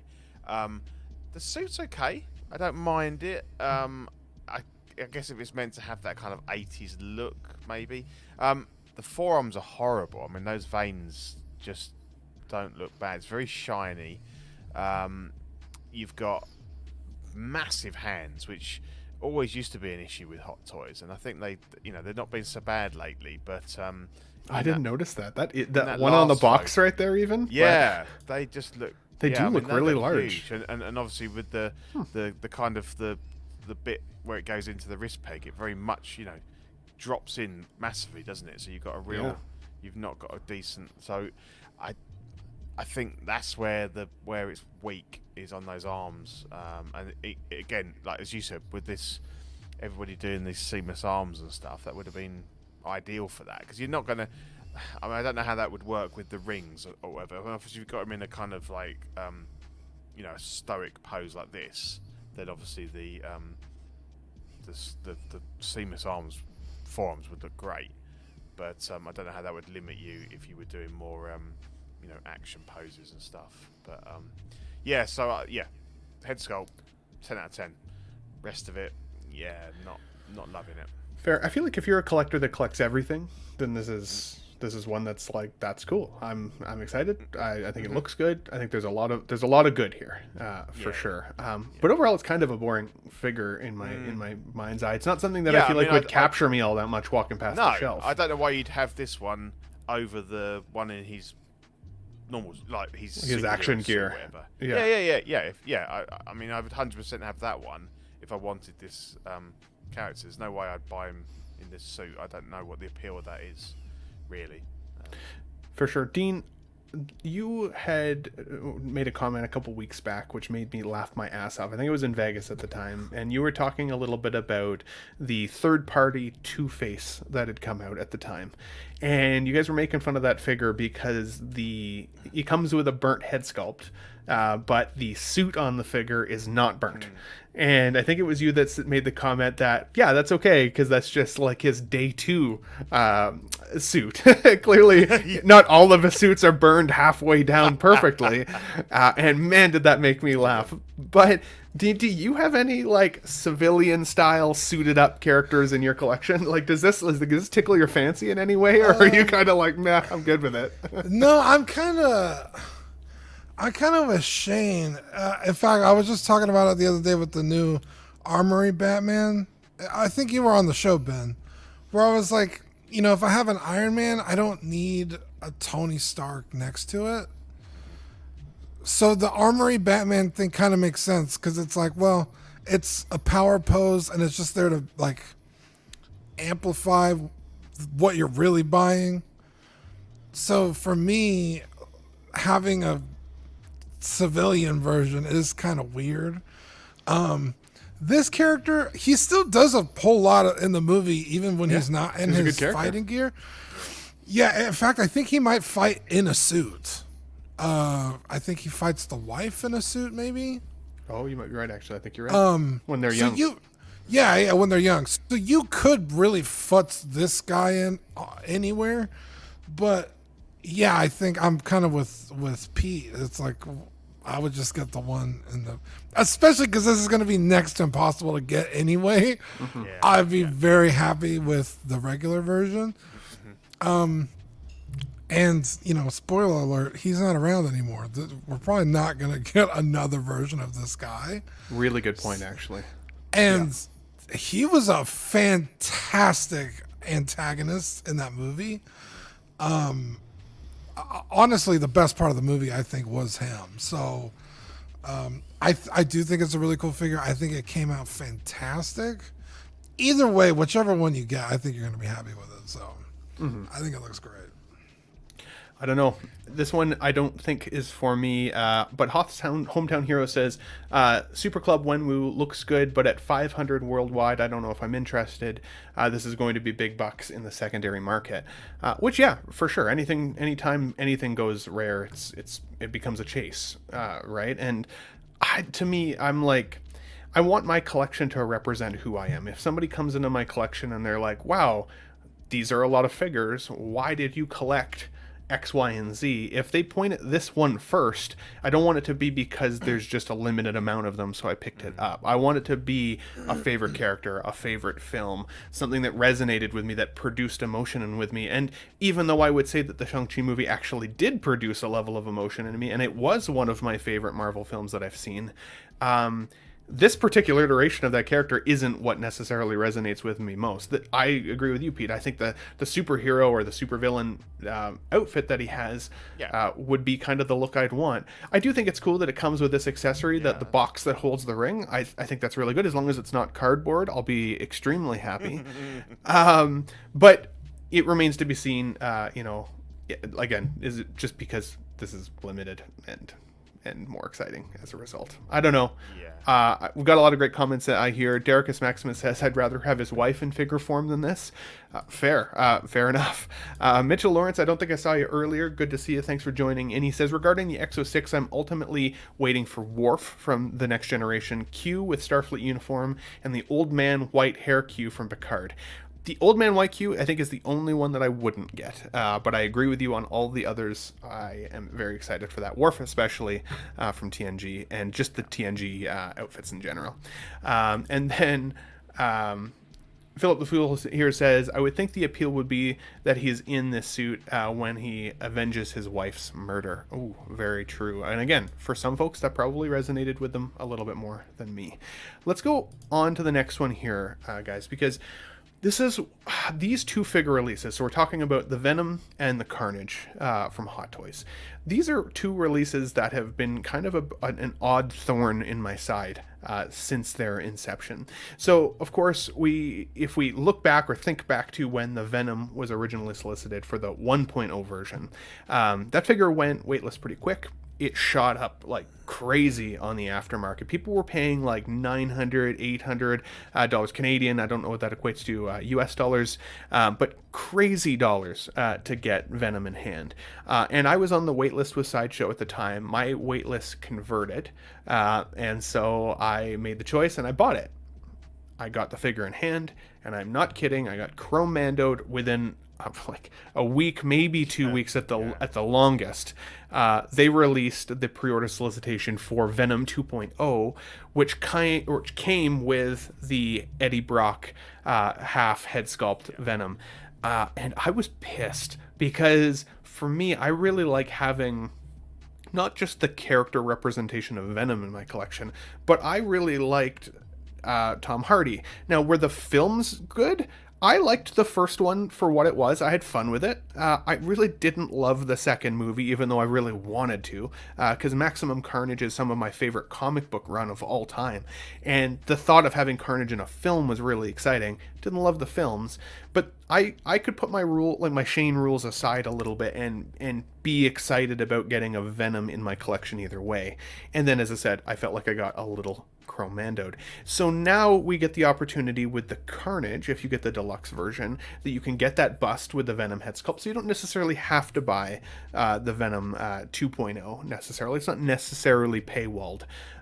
But it pissed me off because I just got that figure, and now what do I do with it? So Dean, I want to go to you first because I don't remember your opinions on not only the Carnage that we're seeing here, but the Venom 1.0 and 2.0. Even if you're not a fan of those films, do you like what they did here with the figures and how they ended up kind of soliciting that in those orders? Yeah, I think the figures came out fine, especially with the shelf presents. They're huge. I mean, Venom's already a very large figure, and then Carnage is, that much bigger. So shelf presence alone, I think they're very impressive. I think with the suit material, I think it was smart to do the joints the way they did. I think, is it the elbows and the knees that are still seamless, but the shoulders and the hips are not? On the Venom, yes. Yeah. So it's, you do run the risk of, eventually those suits being damaged, but if you take care of them, they're not going to, rip and tear super bad, especially up in the shoulder area and the hips. So I think that's fine. But yeah, I feel bad for you, Ben. I remember when that happened. I was like, damn, that's. It happened to me with Venom, and then it happened to me with Beskar Mando. Yeah. And I'm happy I didn't buy the DX19 when I thought about buying it because of my DX12 that's been all modded and stuff. But even that would have then soured it even more when they gave us this new Armory one. So I'm like, But I also haven't, and I haven't watched a lot of reviews on it. So maybe like Justin's Collection or one of those guys has the answer. But I want to know if this head sculpt is going to match my 1.0, or if there's going to be subtle differences. Is it going to drive me nuts, or will it work? I'm hoping that it works because it's been solicited with the Carnage as well. But I don't know. Like I feel like it has to. You has to, right? Like that's kind of where I'm at. But it better, because I'm still going to hunt this down. So if anybody ends up out there getting either the Venom 2.0 with the extra head sculpt, or the Carnage with the extra Eddie Brock head sculpt, and they don't want it for whatever reason, reach out to me on Instagram. I may pick that up from you guys at some point. But Shane, what are your thoughts on Carnage as well as Venom? I know you've told me before you didn't love necessarily the films. But would you still break your rules to get these guys in your collections just being badass symbiotes? No. It's not even like a rules thing here. It's like the movies just didn't do anything for me. But if I was separating that, this Carnage figure just doesn't do anything for me. But maybe that's because I have no I've read graphic novels, I've read comics, but maybe it's because I've never read any of the original source material, so I don't therefore have any of the love for these characters. Now, with that being said, the Carnage doesn't do anything for me, but this Venom, that half-masked, I know it's not half-masked, but the half-symbiote head sculpt, I think that looks really cool. I think they've done a great job. And exactly who that is, even though they're just showing like half the face, whatever. Heck yeah! And with the teeth come around, I think that's a nice touch, man. That's pretty cool. I wouldn't consider it, just because I don't have that connection to the character. But I do think they've done a great job. But I do think the star of the show, for me, is that head sculpt. I can see why you want to track it down, Ben. Yeah, for sure. And as I said, it just bothers me that I didn't get the opportunity with the 1.0, but then the 2.0 was so soon next to it that it's kind of like what we were talking about with the Batman earlier. It's like they clearly knew it was coming and still sold us the first one anyways. At least I wasn't like some of those folks out there who spent that aftermarket, after waitlist sort of dollar on it, those $900 figures. Like that would have been devastating potentially for the wallet. But Yeah. And so, like, sorry, man, just No worries. what that is really should be teaching people anyway. Like the Venom situation, the Beskar Mando, and the Armory DX19 is there is no definitive version. yes. It's the definitive version that exists right now. Is the current version. It's just the current. It's not the definitive Yeah, necessarily. you give it a few years, they'll do another one with, I don't know, rolling eyes function, USB powered lightsaber, a better stand, better articulation. That's just the way it is. Like, For sure. And for those out there who may be listening on the replay, or even folks in the chat right now, if you're a newer collector, if you're ever looking for just bits and pieces of certain figures, there are websites like Toys Anxiety, for example, that do kind of backwards unboxings where they parcel out Hot Toys figures from their collection that they've got, and you can buy certain head sculpts, or stormtrooper helmets, or lightsabers, or arms, or hands, or all of the stuff. So hopefully a couple of these guys end up on Toys Anxiety at some point as well. Hard to say, because I think it's going to be kind of a chase head sculpt. You say good luck with that, Pete. So, like, what are your thoughts on this figure? Do you think these are going to sell out and be gone, and then just raise in value, or what's your take? No, the only reason I say good luck with that is stuff hits Toy Anxiety. If you're not logged in at the minute stuff goes, It's on and you and off. go back, you go in there, and all there is like a hand or something, or there's nothing there.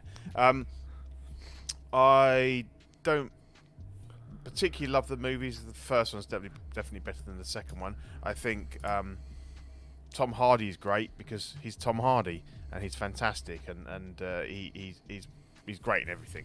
I don't have any desire for the figures, although there's always always a temptation and always a need to have figures that are kind of a different size to other figures, because they just you get used to the 12-inch figures. When you get a figure that's much bigger than that, it's always a novelty and it's cool and everything. And obviously, if you pair these guys up with a Spider-Man, whichever Spider-Man you want, that would look great as well. But yeah, not. I think they've done a good job with them. But they're not for me, and obviously they do come with quite a high ticket price as well, because they're big. There's a lot going on, but 100%. Well, and Dericus Maximus here makes a great point as well. It's something a lot of collectors have been saying, right? He says, for me, it's not Venom until he gets the spider logo. Obviously Marvel's Spider-Man 2 for the PlayStation is coming out very, very soon. We know already that Venom is going to be part of that game. I would be absolutely shocked if we potentially didn't get a game figure from there. Hopefully it comes out really well, and hopefully it's got the spider logo. Some people did the mod. Custom of that. Yeah, a lot of people did that, yeah. For sure. I don't have the skill level to paint it. It would look like a child tried to do it. So I'm like, nope, not gonna be for me. But I'm gonna still even though I know what you said about Toys Anxiety, I'm still gonna keep an eye on there. I'm also gonna keep an eye, even just in the buy sell trade groups. There's always gonna be somebody who's like, I don't need this extra. They'll head definitely sculpt. have it. It's just I wish you luck with the timing that you get there when there's still some. That's got to pretend like I'm working and be surfing for Hot Toys head sculpts instead, right? Yeah, So. exactly. Yeah. Jim Hayen says, sorry getting caught up regarding Exo 6. I bet they have multiple artists to crank out at a stupid pace, and that they have B team on Voyager, maybe like an Asmus. Fair enough. I honestly do think that they must have several different teams of people that work on these. It's the roller coaster that I don't appreciate, for sure. But I also don't want quantity over quality. I would rather wait longer to build out some of those bridge crews than not. So when it comes back to this particular Venom, I will definitely not be buying the Venom 2.0. I've got the Venom 1.0. I'm happy enough with it as is. If I never get an Eddie Brock head sculpt, it's just going to be the way it goes, and I'm going to kind of move from there. But I'd love to hear from the chat and the folks listening after the fact as well. Did it burn you on the Venom? Did you get burned? Same, chrome mandoed like Ben did here. And are you getting the Carnage? For me, that Carnage is too big. It's just too big. I know that at the end of that film, he kind of scaled up as he was kind of powering up, and I feel like they took the reference images from that particular scene of the film to create the character. Carnage is just not that big. In the games or in the comics, it just doesn't make sense for the character. He should have been smaller. He shouldn't have had the Venom tongue that he has. That's not really part of Carnage's character. At least I've heard from the collector community and the folks that have Carnage in hand that the magnet in the mouth isn't quite as intense as the Venom one, because the Venom one looks like he's, swallowing a flashlight. It's so big. And so not the case. But I will not be getting the Carnage either. I think as you have the first one, Ben, you have got two other options. You buy this guy, you sell the first one. Obviously, you're going to take a bit of a hit, but then if you're happy to pay, say, I don't know, $100 for this head, then you factor that in, or you buy this guy, you take the head, and you sell this guy. A lot of people are scared. That's what I did. I bought the Mando Luke, fantastic figure. Didn't want it, but I wanted the head sculpt. And I just sold everything else. I mean, I sold it, I parted it out, but that's a bit more difficult because it doesn't have two head sculpts. Whereas this, you could buy this, take the Eddie Brock head, and someone would buy the figure, and as long as they bought it for no less than you would have paid for the head sculpt, then that gives you a more guaranteed way of making sure you get one. Great point. But great point. And I mean, maybe it'll come to that. The other thing is that if I don't end up getting the the Carnage, at some point I may sell the Venom entirely if I do start to get wind that the Spider-Man 2 figure is potentially coming out. Because for me, I also see Venom as having that spider logo on it. And as cool as it is to have a representation of Venom in the collection right now, I would be happier to see that the next version.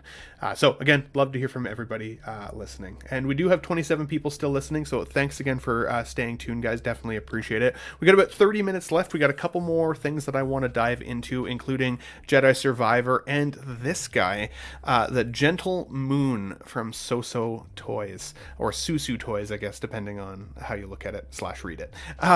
This is, I think, pretty good. Now, if you want a good breakdown of the figures that are out right now or being solicited that are kind of in this Mr. Knight style outfit, again, I would direct you over to Hoth's Hometown Heroes video last night from the Figure Freakout. He dove into some of the other ones that are available and how they compare with each other a little bit. I know So Toys. I've purchased from them before. I kind of have an idea of their quality, and I am really liking what I'm seeing here. I think it looks really good. The tailoring here, in my opinion, is excellent. I like that the suit is a little bit whiter and a little less tan. Even though in the show it is a little on the tan side, it's still supposed to be kind of white from my recollection of it. So I do like that as well. And I'm overall pretty happy with this Oscar Isaac head sculpt. Now, I've heard a few people saying that they're going to buy this and the Snowspeeder Luke and do a cross to get Poe Dameron, which I think is awesome. Because, I mean, why the heck not, right? If this is the right price point to be able to open that opportunity up, heck yeah, that's a really smart choice. But Pete, I'll start with you on this one. The GENTLEMOON. I can't remember what you said about the show or if you liked it or not, but are you buying the Moon Knight figure from Hot Toys? No, and would you get this one as a companion? No, I'll bow out of this one because I absolutely hated the show and I only got like 2 episodes in. But just to comment on the Poe Dameron, yeah, I think that's that's a good idea. And if it's always great when you get a figure where if it's a figure you want anyway, again, you could always go down the route of buying it, taking this head sculpt, and then selling the figure with the Moon Knight head. But it's always great when you get a figure where actually you think, right, well, I want that figure anyway. That's cool. But I also get this head, which I can use for another figure. A custom I love figure. that. So I love that's always that. Fantastic, and I've done that with stuff before. But Moon Knight, not for me. So I'll hand over to people that might have enjoyed it. Absolutely. We got Nick's Collectibles in the chat right now, and he's just referencing the Carnage we were just talking about. He says, I don't like how big he is, but it's the only Carnage we'll get, so I'll get it on a discount. He might not be the only Carnage we get. Carnage is still a very popular character. While I think it's a very niche option at this point, and you might be right, it may end up being the only one. I'd be surprised. We might see other options. We've seen other Venoms from other companies as well. Were they great? Not necessarily. But Dean, what are your thoughts on Nick's comment there, or this figure? I was gonna say we've seen other Venoms from Hot Toys from games, so Yeah. who knows what they bring in where. Carnage may even come out in the new Spider-Man 2 game with Venom, so Yeah, it could be. and they fucking made every suit from those games, so you better believe a Venom is coming. Oh yeah. They did all the Miles too, so yeah, don't or do hold your breath, I guess, because it's just a matter of time. As far as the Gentlemoon, You're a gentleman. thank you. Yeah. Yeah, the show just didn't do it for me. It was entertaining, but I don't know. I wasn't over the moon for it, you know, pun intended. But I honestly, and maybe I only watched the show one time, I don't remember this guy, this version of Moon Knight showing up but a couple times. I could be wrong. He was salt and peppered through the last like half the season was because he? it was part of his split personality, right? So like whenever Right. he'd get kind of nervous, it would go more to this character, and whenever he'd get a little extra confident, it would shift over to the other personality, the Moon Knight. Okay. Yeah, I don't. Yeah, if I wanted a Moon Knight on my shelf, it wouldn't be this one. You know. That's fair. But I mean, you get multiple looks. That's very cool.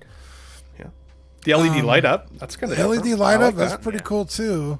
And So Toys, you know, they don't make terrible figures. They make pretty good figures. So I feel like if you were gonna like want to take a gamble on a Gentleman Moon Knight, this would probably be a pretty good bet. So for sure. I remember what I hated that was his British accent. Dean, I love you, man, but it was a bit like one of your English ones from the Grand Theft Auto. You know? It's, Oh my god. oh, brother, come on. Yeah, it was like, and I couldn't deal with that, and you know, that wasn't the only thing, but that did put me off. Can I just say quickly, I like the fact they got an extra shirt with the rolled up sleeves. Yeah, it's Fantastic. different, right? Any indie figure that ever gets released in the future, if possible, needs to have that, because it's very difficult to do that without having to destroy the shirt, and you're then locked into that look. But that's brilliant. I hats off to them for Good that. shout out. I didn't even honestly notice that the first time around, but it makes sense with this here that we saw with the solicitation. Yeah, So that's really good. and we've got here where is it here? Joker J says another guy in a suit, yet this one looks cool. So Shane, you know I'm looking at you, buddy, because once again, in terms of civilian characters, is this one? No one's going to work like this, Ben. Come on. No one's No, gonna you work don't think like so? this. No. Did you like just the going show? into the bank, just walking into the titty bank. Yeah, just for my 8-hour shift. Like, titty do you bank. know what I mean? Like, this, no, he's not a civilian. I'd spill soup on myself immediately. It would be all over. So this head sculpt of Oscar Isaac, I think if that was a Hot Toys, no one would be complaining. I think it's pretty damn good. I like the way the eyes light up. I think the tailoring is good. You got a bunch of accessories, like Pete pointed out about the shirt that's already pre-rolled up, and I know you'd appreciate a good pre-roll, Ben. And you have a bunch of swap out hands. Yeah, just like, it's not for me because the Disney Plus shows, the Marvel shows just don't do for me. Bro, that joke was so good. Yeah, thank you, appreciate it. That's Sorry, I high had to praise coming unmute from to the D. say it, dude. That was Yeah. pretty good. Yeah. But that just came to me. And we have this is like the second week in a row where we've got like 2 Oscar Isaac third-party sculpts, isn't it? Yeah, this is I think the third now yeah. that I've counted. Really? Oh, Third. there's another one of these, sure, wasn't there? So I can't. And if The Hawk's X-Men Hometown one. Hero is in the chat, let us know which ones it is. Not the X-Men one, but a couple of the like this style of outfit, like from this character specifically, Mr. Knight. We've got a couple Oscar Isaac heads. I think if people are big fans in the show and they're going to pick up the Moon Knight one, and Hot Toys aren't doing this, whether they want to Poe Dameron this or whatever, like they could, like Pete says, take the head sculpt, do a Poe Dameron, and then pose this guy with his mask on next to the actual Hot Toys one. You got 2 renditions. That's a DTOF display right there. No brainer. 100%. Not for me, but like, look, I'm happy that other people get to maybe have this character they really wanted, because this would not look out of place. If it turns out like the prototype, I don't think it would look out of place next to the Hot Toys one, assuming the Hot Toys one is good. I liked the show quite a bit. I know, like some of you guys were saying, you were kind of lukewarm on it. I was stoked about it, but once again, it was a comic book series or run that I'd never really got into when I was younger. I always read Batman, and so I didn't know anything about Moon Knight, and I got comics are good. Like a lot of great Batman vibes from the Moon Knight kind of feel, and I liked Oscar Isaac's interpretation of the character. I thought it was good. Lokaloo here says this Mr. Knight is coming home. 100%. Like, if you liked this character, especially in the show, I think that this is a fantastic option. In fact, it's so good I would be surprised if Hot Toys even decided to tackle it. They may put a solicitation out there like they did with Classic Loki, and then we may never get it at all, just to try and scare people away from buying it in third party. But I would be happy with this in the collection. And I think that the light up eyes and stuff, like, I like that they gave us that option. I'd be curious to see how you get the battery in there and all of the good stuff as well. And of course, So-So Toys are very consistent with their figure bases. So if you collect a lot of So-So Toys offerings, all the bases will match each other, which is kind of just a nice, like, OCD type of thing for me. Mark Pearson is in the chat. Good to see you, buddy. He says, hey, Papas. Good to see you, buddy. I'm glad you made it in for the show. And then, let's see here. Haas Hometown Hero is saying it's the S-Hero one that we've been talking about a week or two ago, Shane, for the other option. And he comes with a Khonshu head, which is kind of cool.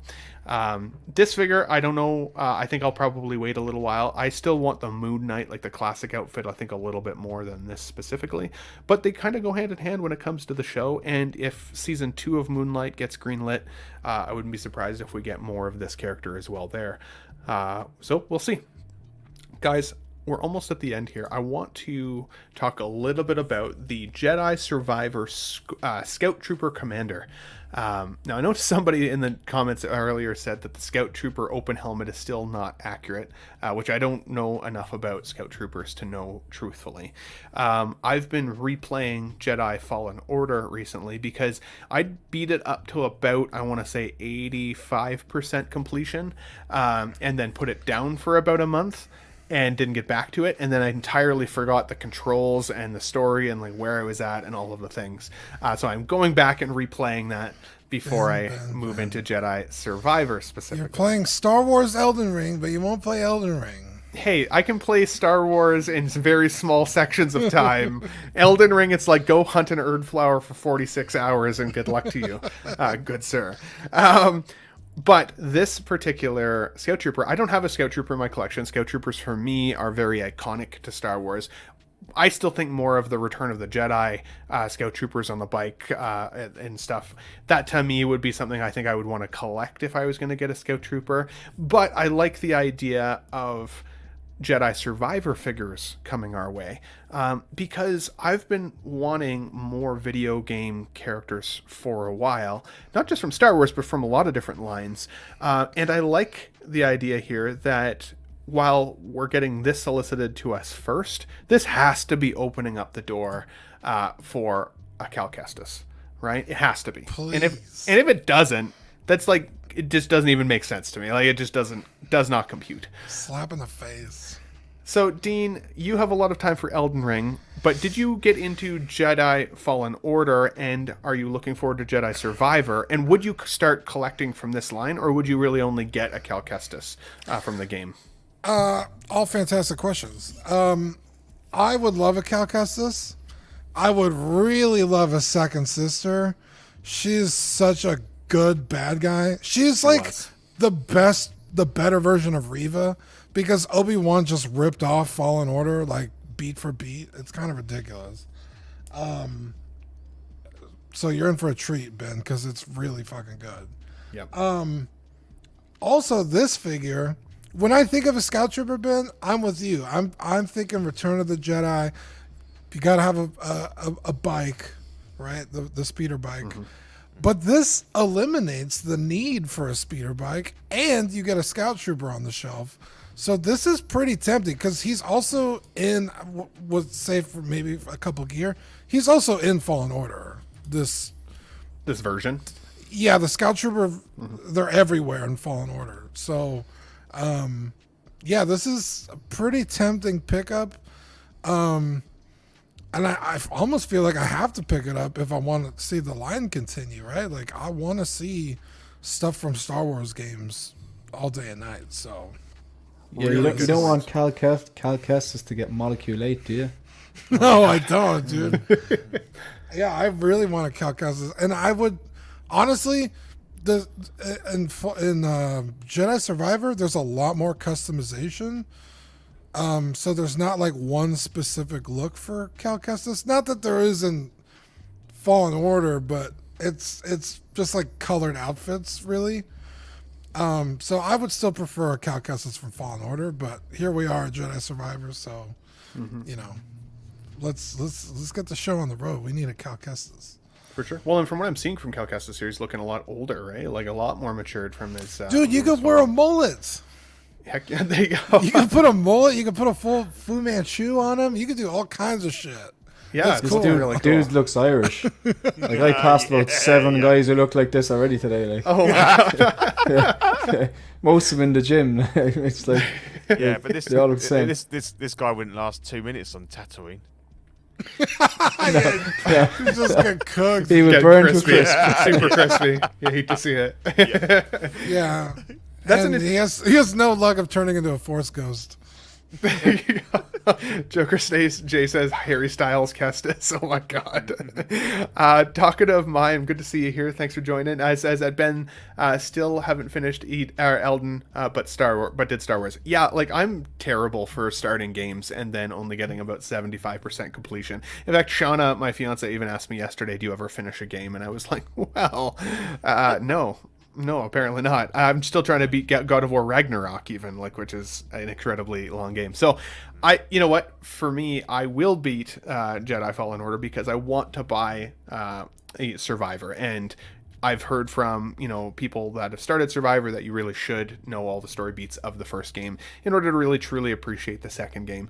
Even though obviously it's going to stand on its own by itself, anyways. For me, though, Dean, I think you made a really good point there that actually resonated with me, and I hadn't really thought of it. When we talk a lot about 1/6 scale lines in their infancy, you often hear people say, well, you better buy it, because if you don't, what if they don't then make the rest of the line that you're looking for? And you can kind of be what feels like held hostage a little bit on a purchase in order for the hopes that you'll get the figure you want. Shane, do you feel like that is an accurate assessment? Do you actually think that Hot Toys holds back figures if the first version doesn't do well, or do you think it's just because May 4th is next week and they don't want to show the good side of their hand before they get to that exciting timeline? No, if this has happened, they already have it done. Okay.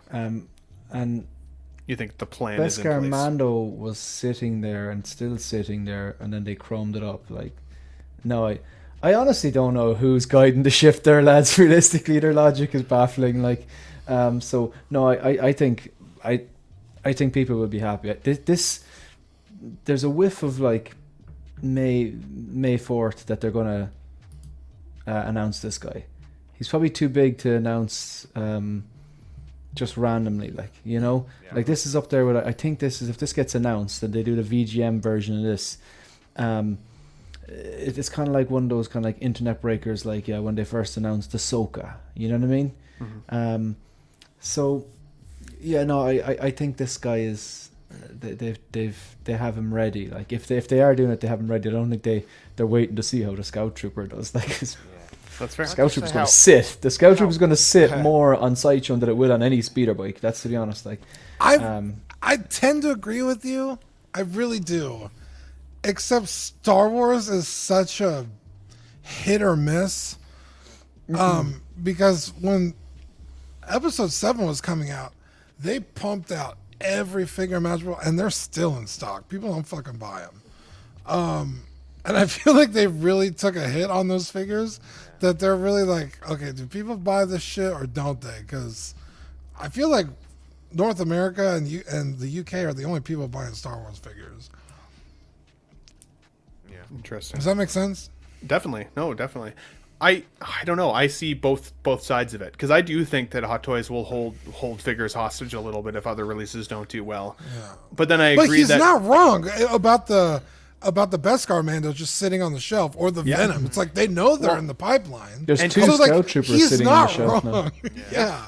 well, like and the collectors Mando- have been asking for this, right? They've been asking for Cal Kestis like for a while.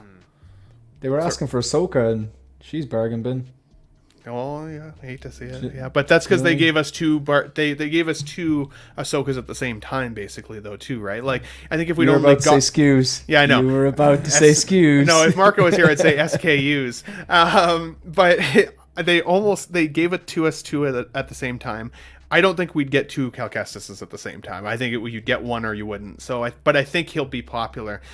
Pete, you have one of the bigger Star Wars collections, I think, of most of us, even on the panel. I want to say, I'm assuming, based on, because Dean's never let me into his room before, so like I don't know how many Star Wars figures he's got back there, Yeah, but a lot, yeah.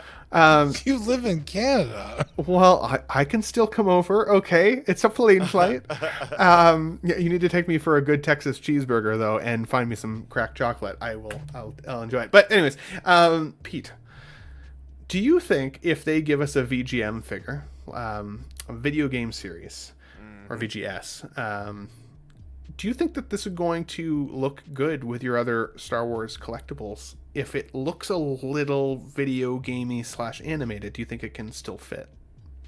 Can I just say, what the fuck is going on with his left arm going over the D? It looks dreadful. It's like he's breaking the fourth wall. I've never noticed that. Just looks really He's bad. hanging off the D. But it makes it look like he's like really Sticking through the reaching over fence. it, like He's really groping that D. It's like Yeah. he's carrying it around under his pit. yeah. Walking around with a big old D. That's a big D to be carrying around. Like he's a Jedi, wasn't he? Why did you just force it around? Just forcing that D. So not good, EA. That's bad. Whoever did that, shocking. I don't really know the character. He's in the house at the moment because my son's playing the game. It's his first. We've just gone straight in with this. We haven't played if he loves it, we'll go back to Fallen Order. So, and I know how popular this guy is, and you know, I'd be really glad for those people to get this. What I really don't understand, and maybe this is why I don't work in marketing or whatever. I can never understand why, if this guy is the biggest draw for this franchise, and except for the fact that we probably will get a solicitation of him on Thursday, May 4th. We're close. We're so close to that we can't really make a judgment. But I've seen it with other franchises like Star Race. I mean, as bad as they are, they've solicited the Apollo Creed. But why not go with Rocky? Because you run the risk that people want the Cal Kestis, but they don't want this guy. They don't want the next one that might come. So it's if you go with the main star, you're going to sell a lot of figures, and then people are going to probably go, oh, actually, he doesn't go in. It doesn't really fit with my other Star Wars, so I want a couple more characters from the game, and they might go with this guy, or like Dean said, one of the Inquisitors. Is it the Yeah. But to lead with this, Third sister. unless you're a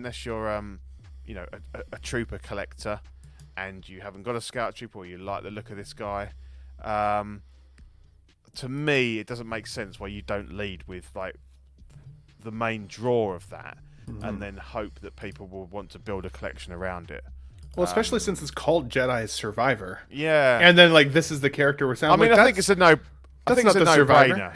It's a no-brainer that he's coming, and hopefully it will be next week. So we're not waiting a long time to go. Well, actually, how long do we have to wait for this? Is he going to be the next one, or we're going to have like another 2 or 3 before keeping people on bated breath.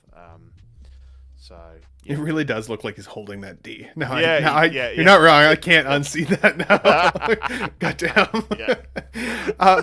We got Beskar Kid in the chat. Good to see you here, buddy. Thanks for stopping through. Appreciate it. Says Hot Toys made 4 figures from Battlefront 2 and no Ilden version. I don't know which that is. I apologize. But he says very possible we don't get a Cal at all.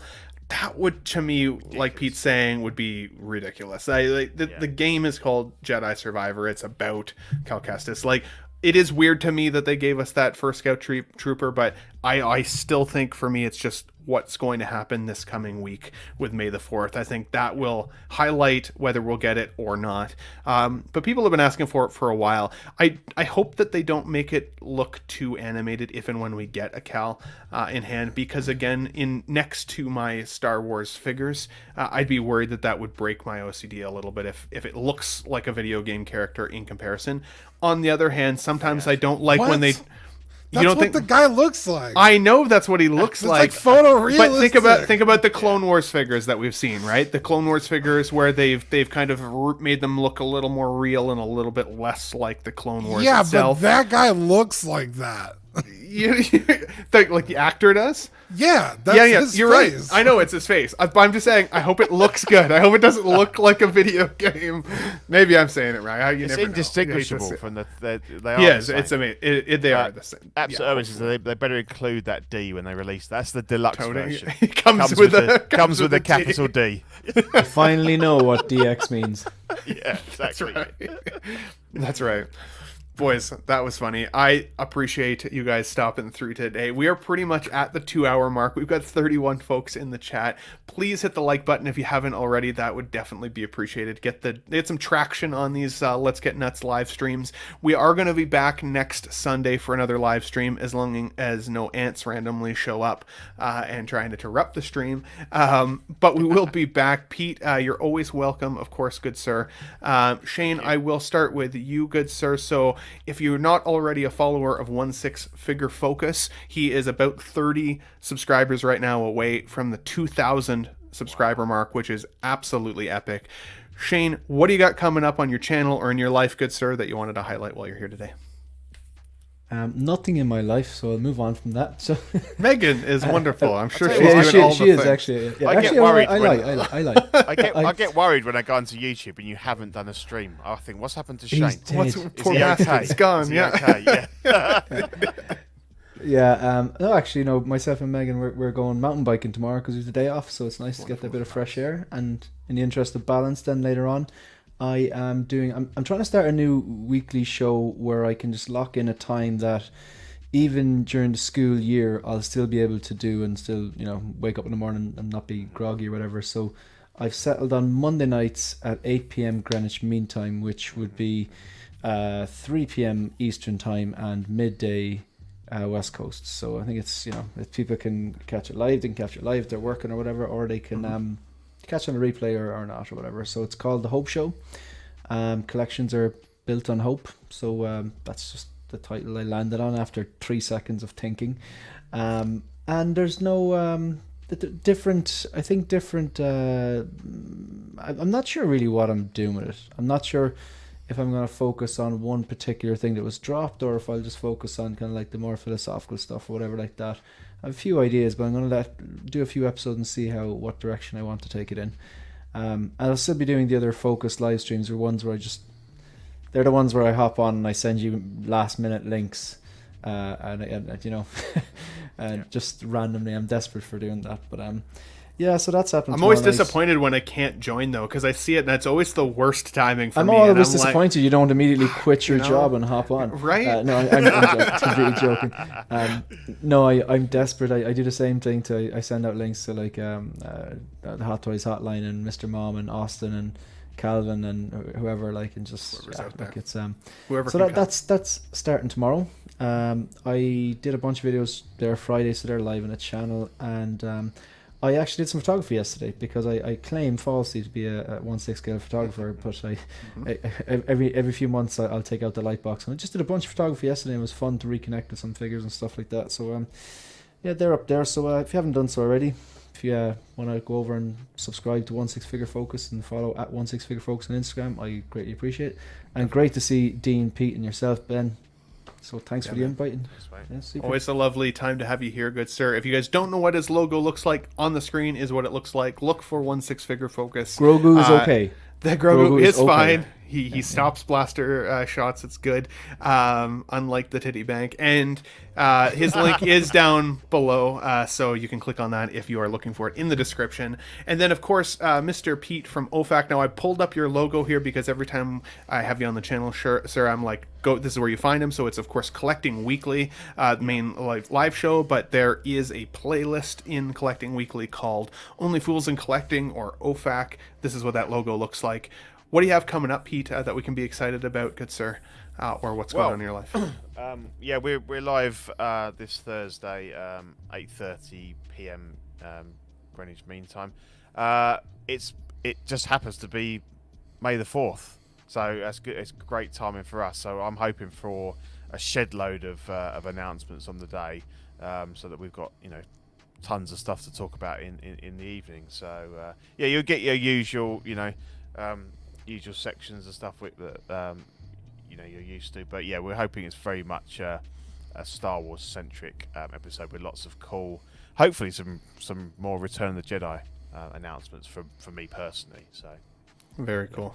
Very cool, man. Well, thank you for coming back again. It's always a pleasure to have you here, good sir. I love your take on everything. It's always really good, really good. So, OFAC, Only Fools in Collecting on Collecting Weekly. Definitely check that out. Let Ian know that I need to get him on the show at some point. I know he's a busy guy too, but I always really enjoy his take. That's the bald guy that's in the photo here, Ian. So he's slacking, isn't he? He's got a day off tomorrow as well. Where the fuck is he? Yeah. Well, hopefully he's watching at least. That's where they go. I must warn you though, Ben, he's really PC. Oh yeah, I'm sure. Yeah, I'm going to have a swearing, a screen that comes up that says what like profanity is noted and will be in the show or something along those lines. Ian is here. Ian and Pete are always amazing to watch. So, guys, if you've missed their show, check that out. I'm doing it the wrong way on the Ben Thomas Show. I'm trying to do all this content all myself all the time. And Mr. Dean over here, who's a sweet, quiet angel, probably drawing an absolutely beautiful picture. By the way, I was going to, without permission, post in this stream today some of your amazing artwork. Because if those of you who don't know or don't follow Dean on Instagram, some of his artwork is absolutely insane. It's actually so good. So next time, if I've got your permission, I may highlight a couple of those pieces, buddy, because I thought that was cool. But obviously, OFAC is part of the Collecting Weekly YouTube channel. What do you got coming up this week, other than Tuesday with me, of course, because that's clearly what you look most forward to during your week. Let's be honest. What do you got coming up, buddy? Yeah, so tomorrow we're doing an unboxing. Zach's taking the helm. I don't know what figure he landed on that we're going to do the unboxing for. Tuesday is the main show. Wednesday we got After Dark, where we just fart around and talk about whatever. Thursday we got OFAC and Small Talk. Double whammy. Yeah, double whammy. So that's going to be... Hopefully we got a lot of good news from May the 4th. Yeah, I don't know yet. Definitely. Yeah, some Hasbro stuff and as well for them. Yeah, and then Friday we got the... Collectors Club with John, Statue Talk, and then Saturday. I don't know what we're doing Saturday. Maybe another Ox Speedy. Though people have been loving that. They've been loving it. Yeah, I love it. Super funny to watch. And I do the taser. Go on, Dean. Yeah, every time someone gets tased, it's just like. Yeah. So good. Yeah, so we'll probably do something. But yeah, it's going to be a busy week. Hey, $10 super chat from Paul Schreiber. What a sweetheart, dude. Thank you, Paul. That's very kind of you, good sir. He says, late to the stream, but going to catch on the replay. Definitely, it's been a really fun show. So if you get a chance, watch through. I think you'll enjoy it, buddy. But thank you for the $10 super chat. That is very, very kind of you. And of course, you deserve a... What? Did we just become best friends? Yep. Definitely appreciate it, buddy. So the only other thing that I wanted to highlight before we are done, we got 26 people still here. Nick's Collectibles, Nick's_Collectibles, his YouTube channel is featuring a second event tonight called the Elimination chamber. And if you guys are not familiar with what this is, it's essentially a battle royale style match between other YouTube creators. So you can see me beside, I think, Leal there on the left-hand side, as well as Marco with his huge hat over in the right-hand corner. I see Rich there as well. I'm not sure who the guy, the Heartbret Fool is necessarily, and I think maybe that's Carlos. Philip the Fool. No, Philip I the think Fool? that's Philip the Is that the Philip? Okay, cool. Yeah. And then we've got Dean the Dream over here on the right-hand side with Zach, which is fantastic, with their Collecting Weekly shirts. Riley is, of course, going to be there with KG, Will Foxification, and Kiko collects as well. It is going to be an extremely fun show, guys. So that is tonight at, I believe, 8 p.m. Eastern Standard Time. So I will be in the chat for that event. I think it's going to be really fun. I was bummed because I only got to see about half the first event that took place last time, and then for reasons, it had to get taken down the next day, and I never got a chance to watch it on replay, and I was so bummed. So tonight I'm going to have my snack ready to go and a joint ready to go, and I'm going to enjoy the heck out of my takedown of Marco. Is this one likely to be... Because I wanted to watch the original one and I couldn't find it, and you said it got taken down. Was that is that something that's likely to happen here, or was it a one-off? Likely not to happen. Okay. That was, I think, a bit of a one-off. I know Nick has gone out of his way this time to really make sure everybody's excited, and whoever's contributing will be there and has given their because I want to see it. So but I don't think I'm going to stay up all night. But fair. It should still be on the replay tomorrow. Clearly, I'm going to win the fight. Let's be honest, right? So Yes. Nick's Collectible says this one's staying up. So perfect. You heard it from the man himself. But YouTube channel, go over there, hit subscribe. Make sure you hit the bell notification for that event tonight because it's going to be really fun to watch. Again, I'm sure of it. And Nick, you did great last time, buddy. So no nervousness at all. You're gonna crush it. Your announcer friend that you had with you, I thought had like the perfect voice for announcing stuff like this. It was really fun. So you'll catch me there in the chat tonight, guys. And then one last thing. We are going to have a double nut next Sunday. And when I say a double nut, I mean this. So, my buddy 16Fix or Marco and Collecting Weekly Zach and I have done with the help of Equan or Eddie Kwan out there, have done a show called The Reissue in the past. Now, go back and watch the first couple of reissues. Basically, The Reissue is a live stream dedicated to a specific figure that we want to really deep dive. And the next reissue is coming up on Sunday next week before Let's Get Nuts. So we're going to do a double feature, basically. Those guys are going to join me with the reissue, and then they may join me in the Let's Get Nuts stream as well.